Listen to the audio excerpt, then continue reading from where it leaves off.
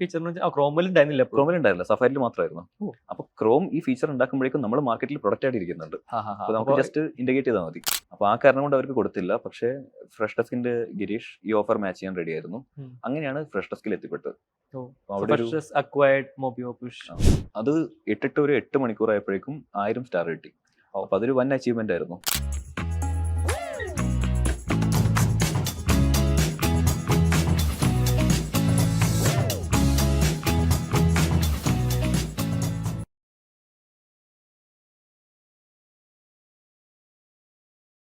Hi all, welcome to Kerala PH podcast.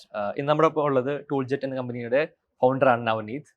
ഈ ഒരു പോഡ്കാസ്റ്റിൽ നവനീതിന്റെ ജേണിയും ഇപ്പോൾ എത്തി നിൽക്കുന്ന 25,000+ ഗിറ്റ്ഹബ് സ്റ്റാർസും ഉണ്ട്, ഓവർ 500+ കോൺട്രിബ്യൂട്ടേഴ്സും ഉണ്ട്. അപ്പോൾ ഇതിൽ ഒരു ഓപ്പൺ കോർ ബിസിനസ് മോഡലാണ്. ഇതെങ്ങനെയാണ് ഇവരത് വർക്ക് ചെയ്യാനുള്ളതും നവനീത് ജേണിയും ഒക്കെയാണ് ഈ podcast. So welcome Navneet to the show. Thank you Felix. Definitely. Before that we have a sponsor for this episode. ഈ ഒരു വെന്യൂ അറേഞ്ച് ചെയ്ത് തന്ന കീ വാല്യൂ സോഫ്റ്റ്വെയർ സിസ്റ്റംസ് എന്ന കമ്പനിയാണ്. They are based in Kochi. Over the last 8 years അവരൊരു more than 100 സ്റ്റാർട്ടപ്സിനെ help ചെയ്തിട്ടുണ്ട് product ഡെവലപ്മെന്റിനും ടെക്കിനും ഭാഗമായിട്ട്. സോ അതിൽ പകുതിയോളം കമ്പനി ലേറ്റർ ഓൺ ഫണ്ടിങ്ങിലേക്കും സീരിയസ് എ കമ്പനീസിലും പോയിട്ടുണ്ട്.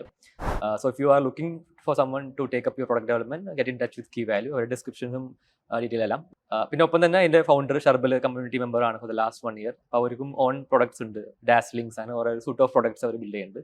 അപ്പോൾ one of the companies which took the risk of building their own product. എൻ്റെ ഒരു കോമൺ ഫ്രണ്ട് ഉണ്ട്, നമ്മൾ ജിതിൻ എന്ന പുള്ളി. ഞാനന്ന് കോളേജ് പഠിക്കുകയായിരുന്നു. സോ ഞാനും ജിതിനും റെഗുലർലി നമ്മൾ കേരളത്തിലുള്ള സ്റ്റാർട്ടപ്പ് എക്കോസിസ്റ്റത്തിനെ പറ്റിയും ഏതൊക്കെ പ്രൊഡക്റ്റ് ലോഞ്ച് ചെയ്തിട്ടുണ്ട്, ഏതൊക്കെ നല്ല ആൾക്കാർ ടാലൻസ് ഉണ്ട്, സോ നമ്മളെവിടെ ന്യൂസ് കണ്ടാലും അവരെ പോയി റീച്ച് ഔട്ട് ചെയ്ത് വെറുപ്പിക്കും മീൻസ് അവരെ കോൺടാക്ട് ചെയ്ത് will try to learn more things. അപ്പോൾ അന്ന് you had a new Indian എക്സ്പ്രസ്സിൽ ഒരു ന്യൂസ് ഉണ്ടായിരുന്നു, you got acquired by some company. അങ്ങനെയാണ് ജിതിൻ മുട്ടിയത്. Then he connected me to you. Eventually you came to Kerala PH group. അപ്പോൾ അങ്ങനെയാണ് നമ്മുടെ ജേർണി. ആൻഡ് പിന്നെ കുറേ കഴിഞ്ഞിട്ടാണ് നമ്മൾ മീറ്റ് ചെയ്തത് ആക്ച്വലി.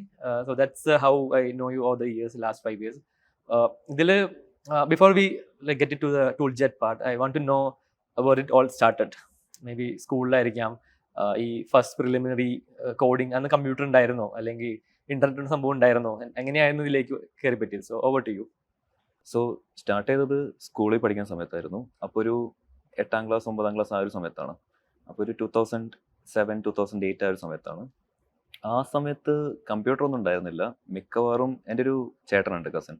അപ്പോൾ പുള്ളിയുടെ വീട്ടിൽ പോകുമ്പോൾ മാത്രമാണ് കമ്പ്യൂട്ടറിന് ഒരു ആക്സസ് കിട്ടുന്നത്.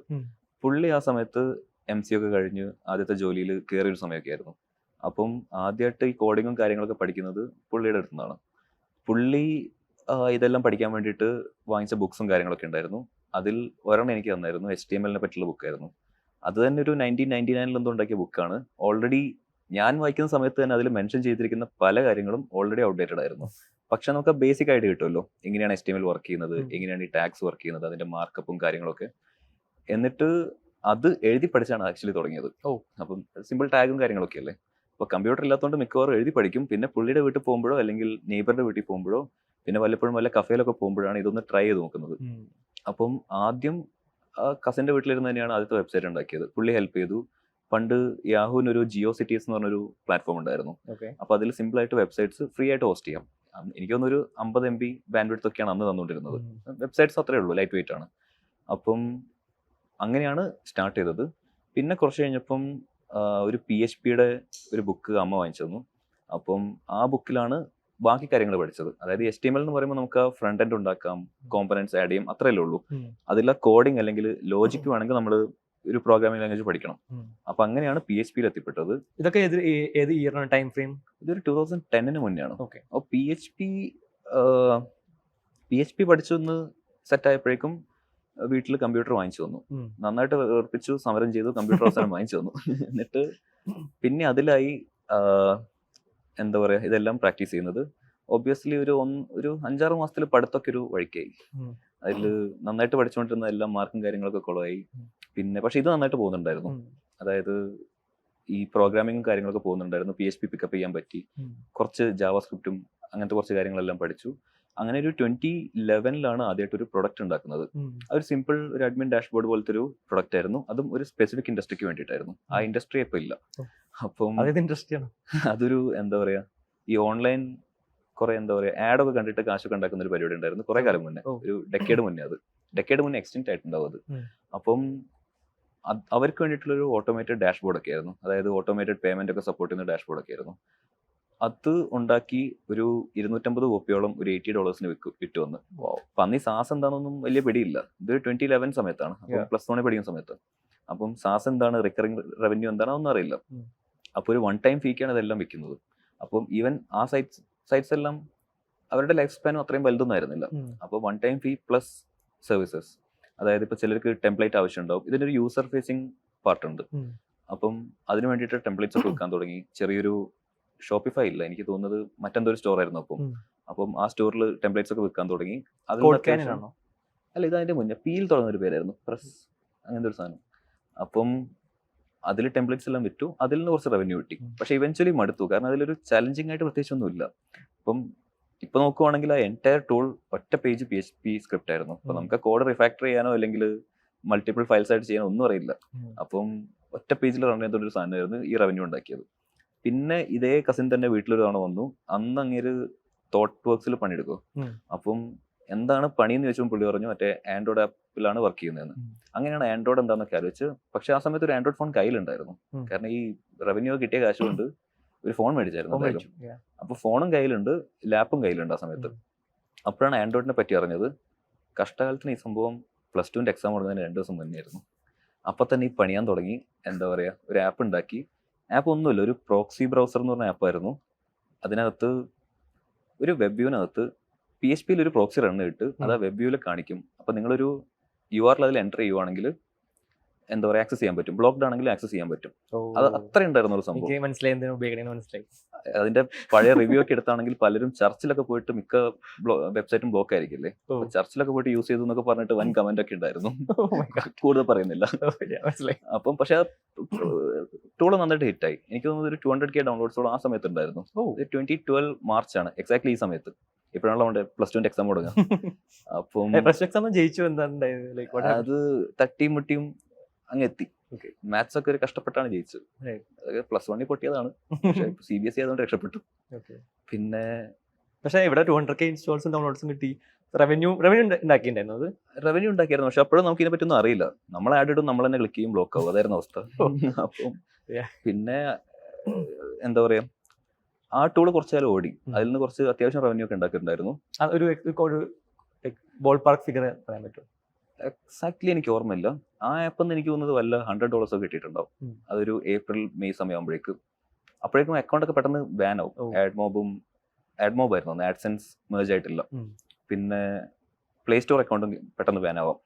ടേംസ് ഒക്കെ മാറുമ്പോൾ നമ്മൾ അതിനനുസരിച്ച് അപ്ഡേറ്റ് ചെയ്തിട്ടുണ്ടെങ്കിൽ പെട്ടെന്ന് പണിയാവുമായിരുന്നു.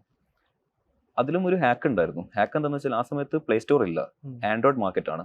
അപ്പോൾ ഈ ആൻഡ്രോയിഡ് മാർക്കറ്റിനകത്ത് നമ്മളൊരു ആപ്പിന്റെ പുതിയ വേർഷൻ റിലീസ് ചെയ്യുമ്പോൾ അവർക്ക് മറ്റേ ആൻഡ്രോയിഡ് മാർക്കറ്റ് കയറിയ 3 ടാബ് ഉണ്ടാവുക. എന്തോ പോപ്പുലർ, ന്യൂ ഇതൊക്കെ പറഞ്ഞിട്ട് ജസ്റ്റിൻ എന്ന് പറഞ്ഞൊരു ടാബ് ഉണ്ടായിരുന്നു. നമ്മളെപ്പം പുതിയ വേർഷൻ ഉണ്ടാക്കിയാലും ജസ്റ്റിലേക്ക് നേരെ കയറും. അപ്പം നമുക്ക് ആ വിസിബിലിറ്റി പെട്ടെന്ന് കിട്ടും. സിമ്പിൾ ഹാക്ക് ആയിരുന്നു. വെറുതെ കോഡിനകത്ത് വേർഷൻ നമ്പർ മാത്രം അപ്ഡേറ്റ് ചെയ്യും, തട്ടും, റിവ്യൂ ഒന്നുമില്ല. അപ്പം ഇങ്ങനെ ഒരുപാട് വിസിബിലിറ്റി കിട്ടി, ആപ്പിനൊക്കെ കുറെ ഡൗൺലോഡ് കിട്ടി. പിന്നെ മറ്റൊരു ആപ്പ് ഉണ്ടാക്കി. അതെന്താ വെച്ചാൽ സ്റ്റാറ്റസ് വിയ എന്നായിരുന്നു എൻ്റെ പേര്. അപ്പൊ ആ സമയത്തൊക്കെ നമ്മൾ ഫേസ്ബുക്കിൽ ഒരു സ്റ്റാറ്റസ് ഇടുവാണെങ്കിൽ ഏത് ഡിവൈസിലൂടെയാണ് ആ സ്റ്റാറ്റസ് ഇട്ടതെന്ന് കാണാൻ പറ്റും. അപ്പൊ പോസ്റ്റഡ് വയ iPhone 5 എന്താന്ന് വെച്ചാൽ ആ സമയത്ത് ട്വിറ്ററിലൊക്കെ ഉള്ള പോലെ. അതെ. അപ്പം ആ സമയത്ത് ആൻഡ്രോയിഡ് ആണ് പോപ്പുലർ, ഐഫോൺ ഒന്നും ഇന്ത്യയിൽ അത്രയും പോപ്പുലർ അല്ല. ഇന്ത്യയാണ് ഒരു വലിയ മാർക്കറ്റുമാണ്. അപ്പോൾ ആൾക്കാർക്ക് അത് ഫേക്ക് ചെയ്യാനുള്ള ആപ്പ് ഉണ്ടാക്കി കൊടുത്തു. അപ്പൊ ബേസിക്കലി സാംസങ്ങിന്റെ ഫോണിനകത്തുനിന്ന് പോസ്റ്റഡ് വയ iPhone 5 ഒന്ന് ഇടാൻ പറ്റും. സോ ആ ആപ്പ് വൻ ഹിറ്റ് ആയിരുന്നു. ഐ തിങ്ക് ഒരു 500K ഡൗൺലോഡ്സ് അതിന് കിട്ടി. പിന്നെ അതിൽ നിന്ന് അപ്സെൽ ചെയ്യാൻ വേണ്ടിയിട്ട് മറ്റൊരു ആപ്പ് ഉണ്ടാക്കി. അതായത് പോസ്റ്റ് ചെയ്യാനുള്ള വഴി കൊടുത്തു, പക്ഷെ എന്ത് പോസ്റ്റ് ചെയ്യും? അപ്പൊ നമ്മൾ കോഡ്സിന്റെ ഒരു കളക്ഷൻ വേറെ ആപ്പായിട്ട് ഉണ്ടാക്കി. കോഡ്സ്, ജസ്റ്റ് കോഡ്സ്, പോസ്റ്റ് ചെയ്യാൻ പറ്റിയ കോഡ്സ്. അപ്പൊ നീ ഇപ്പം നിന്റെ തന്നെ ഫേസ്ബുക്ക് പ്രൊഫൈൽ എടുത്ത് നോക്കി എന്തൊക്കെ പോസ്റ്റ് ഉണ്ടാവും അതിനകത്ത്. 10 കൊല്ലം മുമ്പ് ഫുൾ ഇതാണ് മോട്ടിവേഷൻ കോട്ടൊക്കെയാണ്. അതെ, മോട്ടിവേഷൻ അല്ലെങ്കിൽ ഡെസ്പ് ആയിരിക്കും. അപ്പൊ ഇങ്ങനത്തെ സാധനങ്ങളൊക്കെ നമ്മൾ നല്ല കാറ്റഗറൈസ് ചെയ്തിട്ട് അതിനകത്ത് കിട്ടും. അപ്പം അതിൽ നിന്ന് ആൾക്കാർക്ക് കോട്ട സെലക്ട് ചെയ്യാം, മറ്റേ ആപ്പ് വഴി പോസ്റ്റും ചെയ്യാം. അപ്പൊ ആ ഒരു ക്രോസ് സെല്ലിംഗ് അവിടെ നടക്കുന്നുണ്ട്. ഇതിന്റെ എല്ലാം റവന്യൂ ആഡ് എന്നാണ് എനിക്ക് തോന്നുന്നത്. ആ ഒരു സമയത്ത് 2012 ഒരു പകുതി ആയപ്പോഴേക്കും, ഒരു ഓഗസ്റ്റ് സമയമൊക്കെ ആകുമ്പോഴേക്കും മന്ത്ലി ഒരു 2 to 3 lakhs ജസ്റ്റ് ആഡ്സ് മാത്രം കിട്ടുമായിരുന്നു. 10 കൊല്ലം മുമ്പ് 2-3 ലക്ഷം ഇൻഫ്ലേഷൻ വെച്ച് നോക്കുമ്പോൾ ഡബിൾ ഡിജിറ്റ് ലാക്സ്. ഇല്ല, ഡോളറിലായതുകൊണ്ട് ജസ്റ്റ് അത് കൺവേർട്ട് ചെയ്താൽ തന്നെ ഡബിൾ ആണ്. Wait, $2 lakhs അല്ലല്ല, 2 lakhs എന്ന് പറയുന്നത് ഉം. നമുക്ക് കാശായിട്ട് വരുന്നത് ഡോളറിലാണല്ലോ. Oh yeah, oh. അപ്പൊ അത് എനിക്കൊന്ന് ആ സമയത്ത് ഒരു 50 രൂപയായിരുന്ന സമയം തോന്നുന്നു, ഓർമ്മയില്ല. അപ്പം അതെന്താ ചെയ്തത്? What did you do with that money? Like if you അത് ഓരോ വഴിക്ക് പോയി. അതൊന്നും സേവ് ചെയ്യാൻ നിന്നിട്ടില്ല. ഉം. ആ ഒരു സമയത്താണ്, അപ്പം 18 വയസ്സാവുന്നേ ഉള്ളൂ. ഓ. അപ്പൊ ആ ഒക്ടോബറിലാണ് 18 ആവുന്നത്. ഉം. അപ്പം 18 ആവാൻ കാത്തിരിക്കുകയായിരുന്നു ലൈസൻസ് എടുക്കാൻ. കാരണം കാർ വാങ്ങിക്കാൻ. കാറാണ് ജീവിതത്തിലെ ഒരു മെയിൻ ലക്ഷ്യം. Yeah. അപ്പം അതിനുവേണ്ടി ഏത് കാർ മേടിച്ചെന്നിട്ട്? അന്നൊരു ഫോർഡ് ഫിഗോ വാങ്ങി, ഒരു ഡീസൽ ഫോർഡ് ഫിഗോ വാങ്ങിച്ചു. അതൊരു എന്തോ 6 ലക്ഷം രൂപ എന്തോ ആയിരുന്നു ആ സമയത്ത്. അപ്പൊ സ്വന്തമായിട്ട് ഈ മേടിച്ച എമൗണ്ടിൽ മേടിച്ചു. ആ ലൈസൻസ് കിട്ടി അടുത്ത ആഴ്ച തന്നെ കാർ വാങ്ങിക്കാൻ പറ്റി. അപ്പം എല്ലാം ആൻഡ്രോയിഡ് ആപ്പ് ആയിരുന്നു. പക്ഷെ അതൊരു 2-3 മാസം കൂടെ കഴിഞ്ഞപ്പോഴേക്ക് റവന്യൂ എല്ലാം കുറഞ്ഞു തുടങ്ങി. കാരണം പെട്ടെന്ന് തന്നെ ആൻഡ്രോയിഡ് ട്രെൻഡിങ് ആയി, ഒരുപാട് ആപ്സ്, ഒരുപാട് ഡെവലപ്പേഴ്സ്, പ്ലേ സ്റ്റോർ വന്നു, പഴയ എക്ലിപ്സും എന്താ പറയുക ഐഡിയ ഒക്കെ പോയി, ആൻഡ്രോയിഡ് സ്റ്റുഡിയോ വന്നു. അപ്പൊ ആ സമയത്തായപ്പോഴേക്കും അതിന്റെ ഒരു ഇൻട്രസ്റ്റ് അങ്ങ് പോയി. കാരണം ഒരു സമയത്ത് അധികം കമ്പനീസ് ഇല്ല ഇതിനകത്ത്. പിന്നെ ഒരുപാട് പേര് അതിലേക്ക് വന്നു തുടങ്ങി. അപ്പൊ മനസ്സിലായി ഓക്കെ ഇതിൽ നിന്നിട്ട് അത്ര കാര്യമില്ലെന്ന്. പിന്നെ എന്താ പറയാ, അപ്പോഴും ചെറിയ ചെറിയ ആപ്സ് ഉണ്ടാക്കുന്നുണ്ടായിരുന്നു. പിന്നെയാണ് ഈ അബൂബക്കറിനെ കണ്ടത്. അവൻ അപ്പോൾ ഒരു ക്ലിക്ക് ക്ലാപ്പ് എന്ന് പറഞ്ഞിട്ട് ഒരു മാർക്കറ്റിംഗ് കൺസൾട്ടിംഗ് കമ്പനി നടത്തുമായിരുന്നു. അപ്പൊ നമ്മളത് മേർജ് ചെയ്തു, നമ്മളും കുറച്ച് ആപ്സ് ഉണ്ടാക്കി.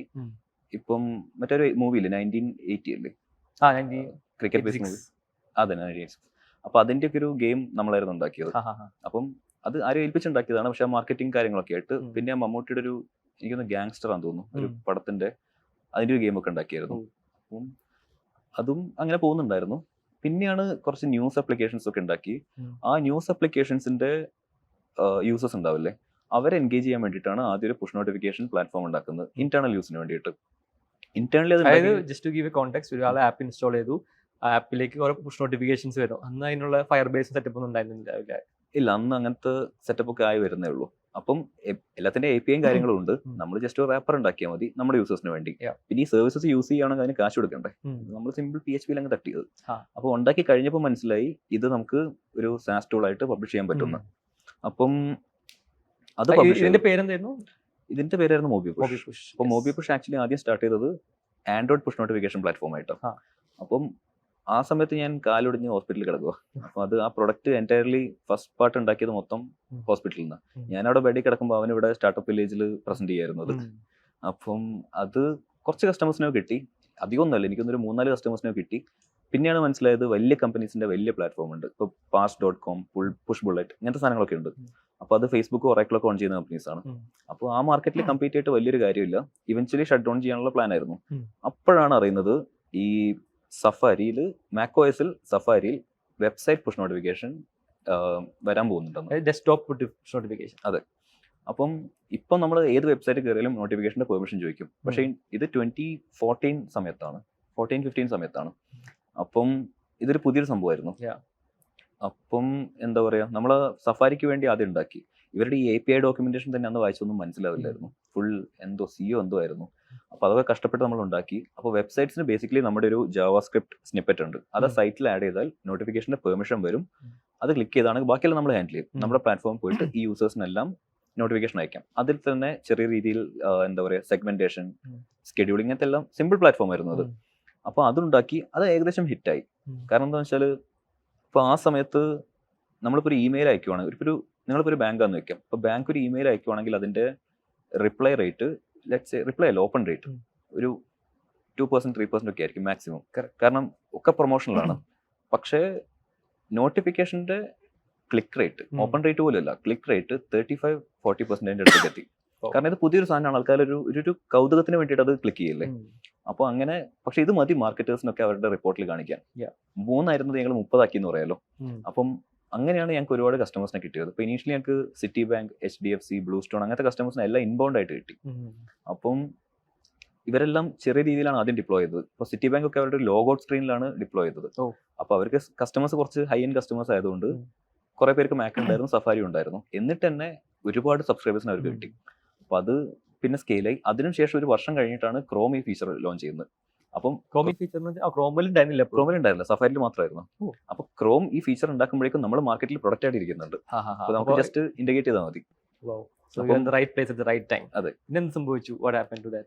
പിന്നെന്താ വെച്ചാൽ ആ സമയത്ത് അധിക പ്ലേയേഴ്സ് ഒന്നും ഇല്ല. ഇപ്പം ഒരുപാട് പ്ലേയേഴ്സ് ഉണ്ട്. ഇപ്പം വൺ സിഗ്നൽ, അങ്ങനെ വലിയ വലിയ കുറെ കമ്പനീസ് ഉണ്ട്.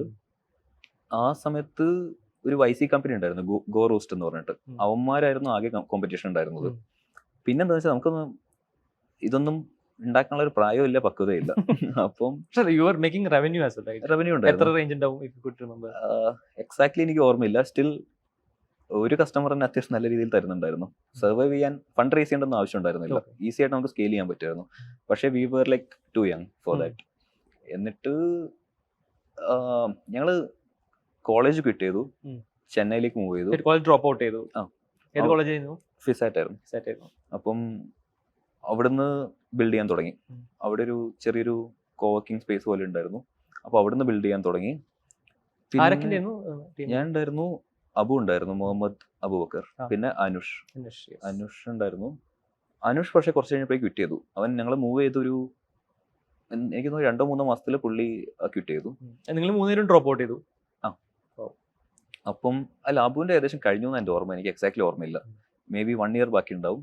പക്ഷേ ലാസ്റ്റ് മീറ്റ് സമയത്ത് പുള്ളി എക്സാംസ് ഒക്കെ എഴുതുന്ന കാര്യം പറഞ്ഞായിരുന്നു. അവൻ കവർ ചെയ്തു. അവൻ ക്വിറ്റ് ചെയ്തതിനു ശേഷം എന്താ പറയാ, എക്സാംസ് എല്ലാം എഴുതിയെടുത്തു. അപ്പം പിന്നെ ഇതാണ് ക്വിറ്റ് ചെയ്യാനുള്ള മെയിൻ കാരണം. അതായത് നമുക്കത് മുന്നോട്ട് കൊണ്ടുപോകാൻ പോകില്ല എന്ന് മനസ്സിലായി. ടെക്നിക്കലായിട്ടും സെയിൽസ് ആയിട്ടും നമുക്കത് മുന്നോട്ട് കൊണ്ടുപോകാൻ ഭയങ്കര ബുദ്ധിമുട്ടായിരുന്നു. നന്നായിട്ട് പോകുന്നതായിരുന്നു, സ്റ്റിൽ അത് സ്കെയിൽ ചെയ്യാനുള്ള എക്സ്പീരിയൻസ് നമുക്കില്ല, കുട്ടികളായിരുന്ന സമയത്ത്. അപ്പം അപ്പോഴാണ് മറ്റൊരു കമ്പനി ഇത് അക്വയർ ചെയ്യാന്നുള്ളൊരു ഓഫർ വന്നത്. ഓഫർ വളരെ മോശമായിരുന്നു. പിന്നെ ഒരു ബുള്ളിങ് ലൈൻ ആയിരുന്നു. അതായത് ഞങ്ങൾക്ക് തന്നിട്ടില്ലെങ്കിൽ ഞങ്ങൾ ഇതിന്റെ കോമ്പറ്റീഷൻ ഉണ്ടാക്കും എന്നൊക്കെ പറഞ്ഞിട്ട് കുറച്ചൊരു ഇതായിരുന്നു. അപ്പൊ ആ കാരണം കൊണ്ട് അവർക്ക് കൊടുത്തില്ല. പക്ഷേ ഫ്രഷ് ഡെസ്കിന്റെ ഗിരീഷ് ഈ ഓഫർ മാച്ച് ചെയ്യാൻ റെഡി ആയിരുന്നു. അങ്ങനെയാണ് ഫ്രഷ് ഡെസ്കിൽ എത്തിപ്പെട്ടത്. ഓരോ പ്രൊഡക്റ്റ് അക്വയർ ചെയ്തു, അവരുടെ പ്രൊഡക്ട്സിൽ ഇന്റഗ്രേറ്റ് ചെയ്തു. പിന്നെ അപ്പോഴും നമുക്ക് ആ ഒരു 2 യങ് ആണ്, ഒരുപാട് കാര്യങ്ങൾ ചെയ്യണം എന്നുണ്ട്. ഫ്രഷ് ഡെസ്ക് ആ സമയത്ത് നന്നായിട്ട് സ്കെയിൽ ചെയ്യുമായിരുന്നു. അപ്പം എനിക്ക് തോന്നുന്നു എൻ്റെ ഒരു എംപ്ലോയി നമ്പർ 500 അറൗണ്ട് ആയിരുന്നു. പക്ഷെ അവരപ്പോഴേക്കും 1000ലേക്ക് സ്കെയിൽ ചെയ്യുമായിരുന്നു. അപ്പൊ അത് കാരണം നമ്മൾ സ്കെയിൽ ചെയ്യുമ്പോൾ ഒന്ന് സ്ലോ ആവുമല്ലോ. അപ്പൊ ആ സ്ലോനെസ് നമുക്ക് പറ്റില്ല. നമ്മൾ ഇത്രയും കാലം ഹസിൽ ചെയ്തിട്ട് പെട്ടെന്ന് പോയി സ്ലോ ആകുമ്പോൾ അത് ശരിയാവില്ല. അപ്പം അവിടുന്ന് ക്വിറ്റ് ചെയ്തു. പിന്നെയാണ് ഈ സെൻഡ് ഔട്ട് എന്ന് പറഞ്ഞ കമ്പനി തുടങ്ങിയത്. അപ്പോഴാണ് നിന്നെ പരിചയപ്പെട്ടത്. അപ്പം സെൻഡ് ഔട്ട് ഒരു simple email marketing automation platform ആയിരുന്നു, ജസ്റ്റ് ഫോർ കണ്ടന്റ് ക്രിയേറ്റേഴ്സ്. ഇപ്പോൾ ഓൺലൈനായിട്ട് കോഴ്സ് ഒക്കെ ഉണ്ടാക്കുന്ന ഒരുപാട് പേരുണ്ട്. അപ്പൊ അങ്ങനത്തെ ആൾക്കാരെ മാത്രം ടാർഗറ്റ് ചെയ്ത് ഉണ്ടാക്കിയതായിരുന്നു. അപ്പം ഒരു കോഫൗണ്ടർ ഉണ്ടായിരുന്നു, ജോ. അപ്പം എൻ്റെ കൂടെ ഫ്രഷ് വർക്സിൽ വർക്ക് ചെയ്യായിരുന്നു. ഞങ്ങളത് മാക്സിമം മാർക്കറ്റ് ചെയ്യാൻ ശ്രമിച്ചു. പ്രൊഡക്റ്റ് ഏകദേശം റെഡി ആയിരുന്നു. അത് അത്രയും കോംപ്ലിക്കേറ്റഡ് പ്രൊഡക്റ്റ് അല്ല. മാക്സിമം മാർക്കറ്റ് ചെയ്യാൻ ശ്രമിച്ചു. പക്ഷേ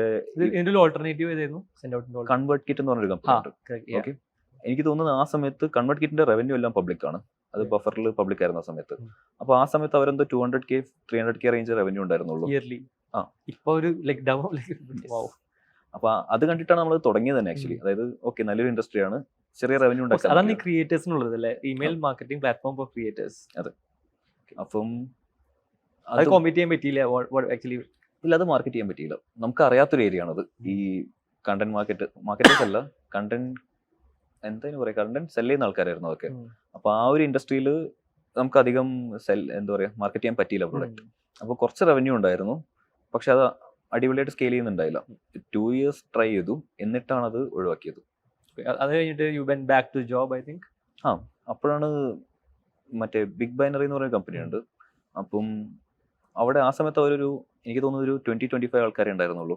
അപ്പം ഒരു ഫ്രണ്ട് അവിടെ റെഫർ ചെയ്തു, അവിടെ ജോലി കിട്ടി, അവിടെ ജോയിൻ ചെയ്തു.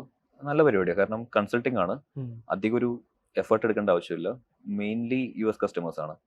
അപ്പോൾ ആ സമയത്ത് തന്നെ നമുക്ക് ട്രാവൽ ചെയ്യാനോ അല്ലെങ്കിൽ എന്തെങ്കിലും പഠിക്കാനോ മറ്റെന്തെങ്കിലും ഉണ്ടാക്കാനോ എല്ലാത്തിനും സമയമുണ്ട്. അപ്പം ബേസിക്കലി ക്ലയന്റ് തരുന്ന ടാസ്കിലും തീർത്താൽ നമ്മുടെ പണി കഴിഞ്ഞു. അതിൽ കൂടുതൽ ചെയ്യേണ്ട ഒരു ആവശ്യം വരുന്നില്ല. പിന്നെ I think you mentioned the big binary learnings eventually led you to make Tooljet അല്ലേ? അപ്പോൾ അതെങ്ങനെയായിരുന്നു അതിന്റെ ഒരു?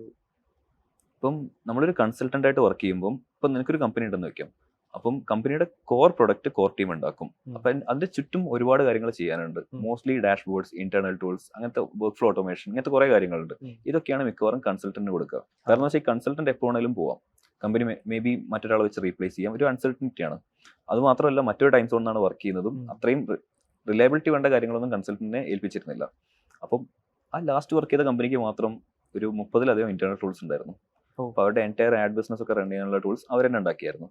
ഇതാണെങ്കിലും വൻ ബോറിംഗ് ആണ് വർക്ക് ചെയ്യാൻ. അതായത് മിക്ക ഇന്റേണൽ ടൂൾ എന്താണ്, എന്തെങ്കിലും ഒരു ഡാറ്റാബേസിലോ അല്ലെങ്കിൽ മറ്റെന്തെങ്കിലും ടൂളിലോ കണക്ട് ചെയ്യുന്നു, അവിടുന്ന് ഡാറ്റ എടുക്കുന്നു, ഒരു ടേബിളിലോ ചാർട്ടിലോ ഒക്കെ കാണിക്കുന്നു, ഇത്തരമുള്ള പരിപാടി. അപ്പൊ അതിങ്ങനെ റിപ്പീറ്റ് ചെയ്ത് ചെയ്യുമ്പോൾ ഭയങ്കര മടുപ്പാണ്. അങ്ങനെയാണ് ഈ ഒരു ഐഡിയയിലേക്ക് എത്തിയത്. എന്തുകൊണ്ട് ഈ സംഭവം ഓട്ടോമേറ്റ് ചെയ്തുകൂടാ? ഈ വൻ റെപ്പറ്റേറ്റീവ് അല്ലേ അത്? അപ്പൊ എന്തുകൊണ്ട് ഇതിൽ നിന്ന് കുറെ കാര്യങ്ങൾ നമുക്ക് അബ്സ്ട്രാക്ട് ചെയ്തിട്ട് അതൊരു ഫ്രെയിം വർക്ക് ആക്കിക്കൂടാ? അങ്ങനെയാണ് ടൂൾ ജെറ്റ് എന്നുള്ള കോൺസെപ്റ്റ് എത്തിയത്. പക്ഷെ ഇത് അപ്പോൾ ടൂൾ ജെറ്റ് ഉണ്ടായില്ല, അത് കഴിഞ്ഞിട്ട് ബിഗ് ബൈനറി കഴിഞ്ഞപ്പോൾ you went on to start some tourist destination. അത് ബിഗ് ബാനറിൽ ഇരുന്ന് ചെയ്തതാണ്. കാരണം അതൊരു പേഴ്സണൽ പ്രോജക്റ്റ്, അതൊരു സ്റ്റാർട്ടപ്പ് എന്ന് പറയാൻ പറ്റില്ല. അപ്പം അവിടെ ചെയ്യാനുള്ള സമയം ഉണ്ടായിരുന്നു. കാരണം അതൊരു ടെക്നിക്കൽ ചലഞ്ച് അല്ല, അതൊരു സിമ്പിൾ പോർട്ടലാണ്. ബേസിക്കലി അത് കണ്ടന്റ് റൈറ്റേഴ്സ് നമ്മൾ ഹയർ ചെയ്തു. പേരെന്തായിരുന്നു പോർട്ടലിൽ? വാണ്ടർവേൽ എന്നായിരുന്നു. അതെ, നല്ല പേരും നല്ല ലോഗോ ഒക്കെ ആയിരുന്നു. അപ്പൊ അത് കുറച്ച് റൈറ്റേഴ്സ് നമ്മൾ ഹയർ ചെയ്തു, ഫ്രീലാൻസേഴ്സ് ആണ്. അവരാണ് things to do in Goa, things to do in. അതെ. അപ്പൊ അത് കാരണം കുറെ SEO കാര്യങ്ങളൊക്കെ പഠിക്കാൻ പറ്റി. എങ്ങനെയാണ് വർക്ക് ചെയ്യുന്നത്, SEOയുടെ ലോങ് ടൈൽ എങ്ങനെ അറ്റാക്ക് ചെയ്യാം, ആ കാര്യങ്ങളൊക്കെ പഠിക്കാൻ പറ്റി. ഐ തിങ്ക് അത് സെൽ ചെയ്തു കമ്പനി. സെൽ ചെയ്യുന്ന സമയത്ത് 80,000 ഓർഗാനിക് വിസിറ്റേഴ്സ് ഉണ്ടായിരുന്നു മന്ത്ലി, ജസ്റ്റ് ഫ്രം ഗൂഗിൾ. അപ്പം അതും വലിയ ഇൻവെസ്റ്റ്മെന്റ് ഒന്നും അല്ല, എനിക്കൊന്ന് ചെറിയൊരു എമൗണ്ട് ഉണ്ടാക്കാൻ വേണ്ടി ചെലവായിട്ടുള്ളൂ. പിന്നെ ഒരു ഫ്രണ്ടും ഹെൽപ്പ് ചെയ്തു, മറ്റേ ചാറ്റ് ബോട്ടിന്റെ ഫൗണ്ടർ നിതിൻ, അവൻ ഡിസൈനിൽ കുറെ ഹെൽപ്പ് ചെയ്തു. അപ്പൊ അങ്ങനെയൊക്കെയാണ് അത് ഉണ്ടാക്കിയത്. പിന്നെ എന്റെ വൈഫ് ഉണ്ട് സ്വാതി, അപ്പൊ അവളായിരുന്നു ഈ കണ്ടന്റ് മാനേജേഴ്സിനൊക്കെ എന്താ പറയുക മാനേജ് ചെയ്തതും ഹയർ ചെയ്തതും ഒക്കെ. അന്ന് വൈഫല്ല, അപ്പൊ അവളായിരുന്നു ഒക്കെ ചെയ്തുകൊണ്ടിരുന്നത്. അപ്പം ഓവറോൾ ഈസി ആയിരുന്നു ഉണ്ടാക്കാൻ, കാശ് ചെലവ് അധികം ഉണ്ടായിരുന്നില്ല. പിന്നെ അത് അക്വയർ ചെയ്ത് കഴിഞ്ഞപ്പോ you are like out for ഈ ഒരു ടൂൾ ജെറ്റ് ആ ഒരു പോയിന്റിൽ ചെയ്യുന്ന തോന്നാനുള്ള ഒരു ഡീപ് ഡൗൺ റീസൺ എന്തെങ്കിലും ഉണ്ടാവുമല്ലോ, സംതിങ് മേ ഹാപ്പൻ. സോ അല്ല, ഈ ഐഡിയ കുറെ കാലമായിട്ടുണ്ട്. ഇപ്പൊ നമ്മൾ ബിഗ് ബാനറി വർക്ക് ചെയ്യുമ്പോൾ തന്നെ ഇങ്ങനത്തെ ഒരു പ്രശ്നം ഉണ്ടെന്ന് അറിയാം. പക്ഷെ ആ സമയത്ത് ജോലി കിട്ടിയിട്ട് ഇത് ഫുൾ ടൈം തുടങ്ങാനുള്ള കാശ് കയ്യിലില്ല. അതായിരുന്നു മെയിൻ കാരണം. പിന്നെ ബിഗ് ബൈനറി കഴിഞ്ഞു, മറ്റൊരു സ്റ്റാർട്ടപ്പ് കയറി. അവിടെ ഇങ്ങനെ തന്നെയായിരുന്നു പ്രശ്നങ്ങൾ. അതായത് അവർക്കൊരു കസ്റ്റമർ വരും, അപ്പം എന്തെങ്കിലും ഒരു പ്രോട്ടോടൈപ്പ് ഉണ്ടാക്കണം, POC ഉണ്ടാക്കണം. അപ്പോഴൊക്കെ നമ്മൾ കഷ്ടപ്പെട്ട് റിയാക്റ്റിലൊക്കെ ഇത് കോഡ് ചെയ്ത് ഉണ്ടാക്കണം. പക്ഷേ ഒരു ലോ കോഡ് ടൂളൊക്കെ യൂസ് ചെയ്യുവാണെങ്കിൽ വളരെ ഈസി ആയിട്ട് നടക്കും. അപ്പോഴാണ് കുറെ കൂടെ റിസർച്ച് ചെയ്യുന്നത്.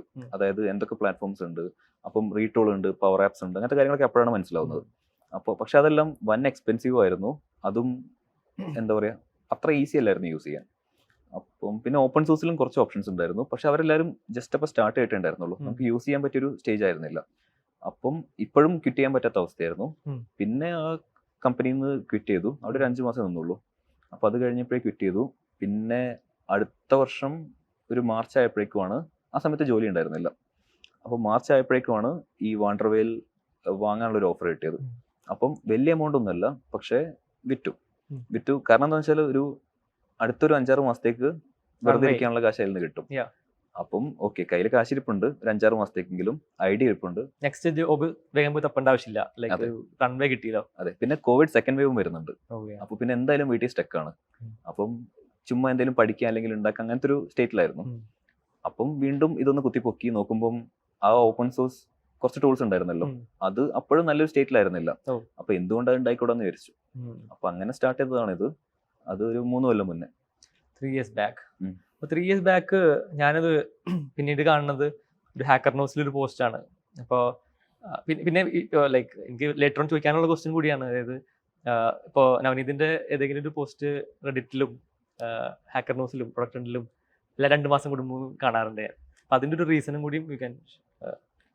ഇപ്പോൾ ലോഞ്ച് ചെയ്ത സമയത്ത് അതൊരു ലോഞ്ചിങ് ആക്ടിവിറ്റി ആണോ? അത് റിപ്പീറ്റബിൾ അല്ല. ഇപ്പം ഹാക്കർ ന്യൂസ് ഒക്കെ ആണെങ്കിൽ നമുക്ക് ആ ഷോ HN എന്ന് പറഞ്ഞ പരിപാടി ഉണ്ട്. അപ്പോൾ അതിൽ നമുക്കത് പോസ്റ്റ് ചെയ്യാം, പക്ഷേ എപ്പോഴെപ്പോഴും പോസ്റ്റ് ചെയ്യാൻ പറ്റില്ല. ഇപ്പം നമ്മളിപ്പോൾ ഒരു മൈനർ വേർഷൻ ഇറക്കിയാലൊന്നും പോസ്റ്റ് ചെയ്യാൻ പറ്റില്ല, എന്തെങ്കിലും സ്റ്റെഫ് ഉണ്ടെങ്കിലേ നടക്കുള്ളൂ. അപ്പോൾ ഹാക്കർ ന്യൂസിൽ ഹിറ്റ് ആയത് എന്താണെന്ന് വെച്ചാൽ, ഞങ്ങളത് പോസ്റ്റ് ചെയ്യുന്നതിൻ്റെ മുന്നേ റീടൂൾ ഒരു വലിയ റൗണ്ടൊക്കെ ഫണ്ട് റേസ് ചെയ്തിട്ടുണ്ട്. ഐ തിങ്ക് അവരൊരു യൂണിക്കോൺ ആയിരുന്നു ആ സമയത്ത്. അപ്പം സ്റ്റോറി ഇങ്ങനെയായിരുന്നു, ഒരാൾ കോവിഡിന്റെ സമയത്ത് 2 മാസം കൊണ്ട് റീടൂൾ പോലത്തെ ഒരു ടൂൾ ഉണ്ടാക്കി ഒറ്റയ്ക്ക്. അപ്പം ഒരു യൂണിക്കോൺ പ്രൊഡക്റ്റ് 2 മാസത്തിൽ ഉണ്ടാക്കാൻ പറ്റി എന്നുള്ളതായിരുന്നു ആ സ്റ്റോറി. ആ സ്റ്റോറി നമ്മുടെ ചാറ്റ് ബോട്ടിന്റെ മറ്റൊരു ഫൗണ്ടർ ഉണ്ട്, സോജൻ. പുള്ളി അത് റിഫൈൻ ചെയ്ത് നല്ല അടിപൊളി ഒരു കഥയാക്കി എഴുതി. എന്നിട്ട് അതാണ് പോസ്റ്റ് ചെയ്തത്. അത് പോസ്റ്റ് ചെയ്തപ്പോഴേക്കും എല്ലാവർക്കും ആ സംഭവം എന്താ പറയാ ഇഷ്ടപ്പെട്ടു. അതെ, അത് നമ്മള് ലിങ്ക് ആയിട്ട് പോസ്റ്റ് ചെയ്തത് ഗിറ്റബ് റെപ്പോസിറ്ററിയുടെ ലിങ്ക് ആയിരുന്നു. അന്നാണ് അത് പബ്ലിക് ആക്കിയത്. അത് ഇട്ടിട്ട് ഒരു 8 മണിക്കൂർ ആയപ്പോഴേക്കും 1000 സ്റ്റാർ കിട്ടി. അപ്പൊ അതൊരു വൻ അച്ചീവ്മെന്റ് ആയിരുന്നു. അതായത് വിത്തിൻ 8 hours നമുക്ക് 1000 സ്റ്റാർസ് കിട്ടി ഗിറ്റബില്. പിന്നെ ഒരുപാട് പേര് മറ്റേ സ്ലാക്കിലെ കമ്മ്യൂണിറ്റി ജോയിൻ ചെയ്തു. അപ്പം ആൾക്കാർക്ക് വേണ്ട ഒരു പ്രൊഡക്റ്റ് ആണെന്ന് മനസ്സിലായി. അപ്പൊ ഇതേ കാരണം കൊണ്ട് തന്നെ പല ഇൻവെസ്റ്റേഴ്സും റീച്ച് ഔട്ട് ചെയ്തു. അങ്ങനെയാണ് നമുക്ക് ആ ഫണ്ട് ക്ലോസ് ചെയ്യാനും പറ്റിയത് പെട്ടെന്ന് തന്നെ. നമ്മൾ ലോഞ്ച് ചെയ്ത ഒരു വിത്തിൻ 1 week ആ റൗണ്ട് ക്ലോസ് ചെയ്തിട്ടുണ്ട് ആക്ച്വലി. അതിന് മുമ്പ് ഇതിൽ ഒരു ഇമ്പോർട്ടൻറ്റ് ക്വസ്റ്റ്യൻ എന്ന് വെച്ച് കഴിഞ്ഞാൽ, ഇത് ഓപ്പൺ സോഴ്സ് ആണോ അല്ലെങ്കിൽ ഓപ്പൺ കോർ ആണോ? എന്താണ് ഈ ബിസിനസ് മോഡൽ എങ്ങനെയാണ്? കാരണം ഇത് ഒരു ക്യൂരിയോസിറ്റി ഉള്ളതാണ്. ഇത് റീടൂൾഡ് ഓൾട്ടർനേറ്റീവ് ആണ്, ഉം. ബട്ട് ഓപ്പൺ കോർ ആണ്, ഓപ്പൺ സോഴ്സ് അല്ല. So what's the difference between open source and open core? And അത് ലൈസൻസിങ് ആണോ എന്താണ്? Like curious.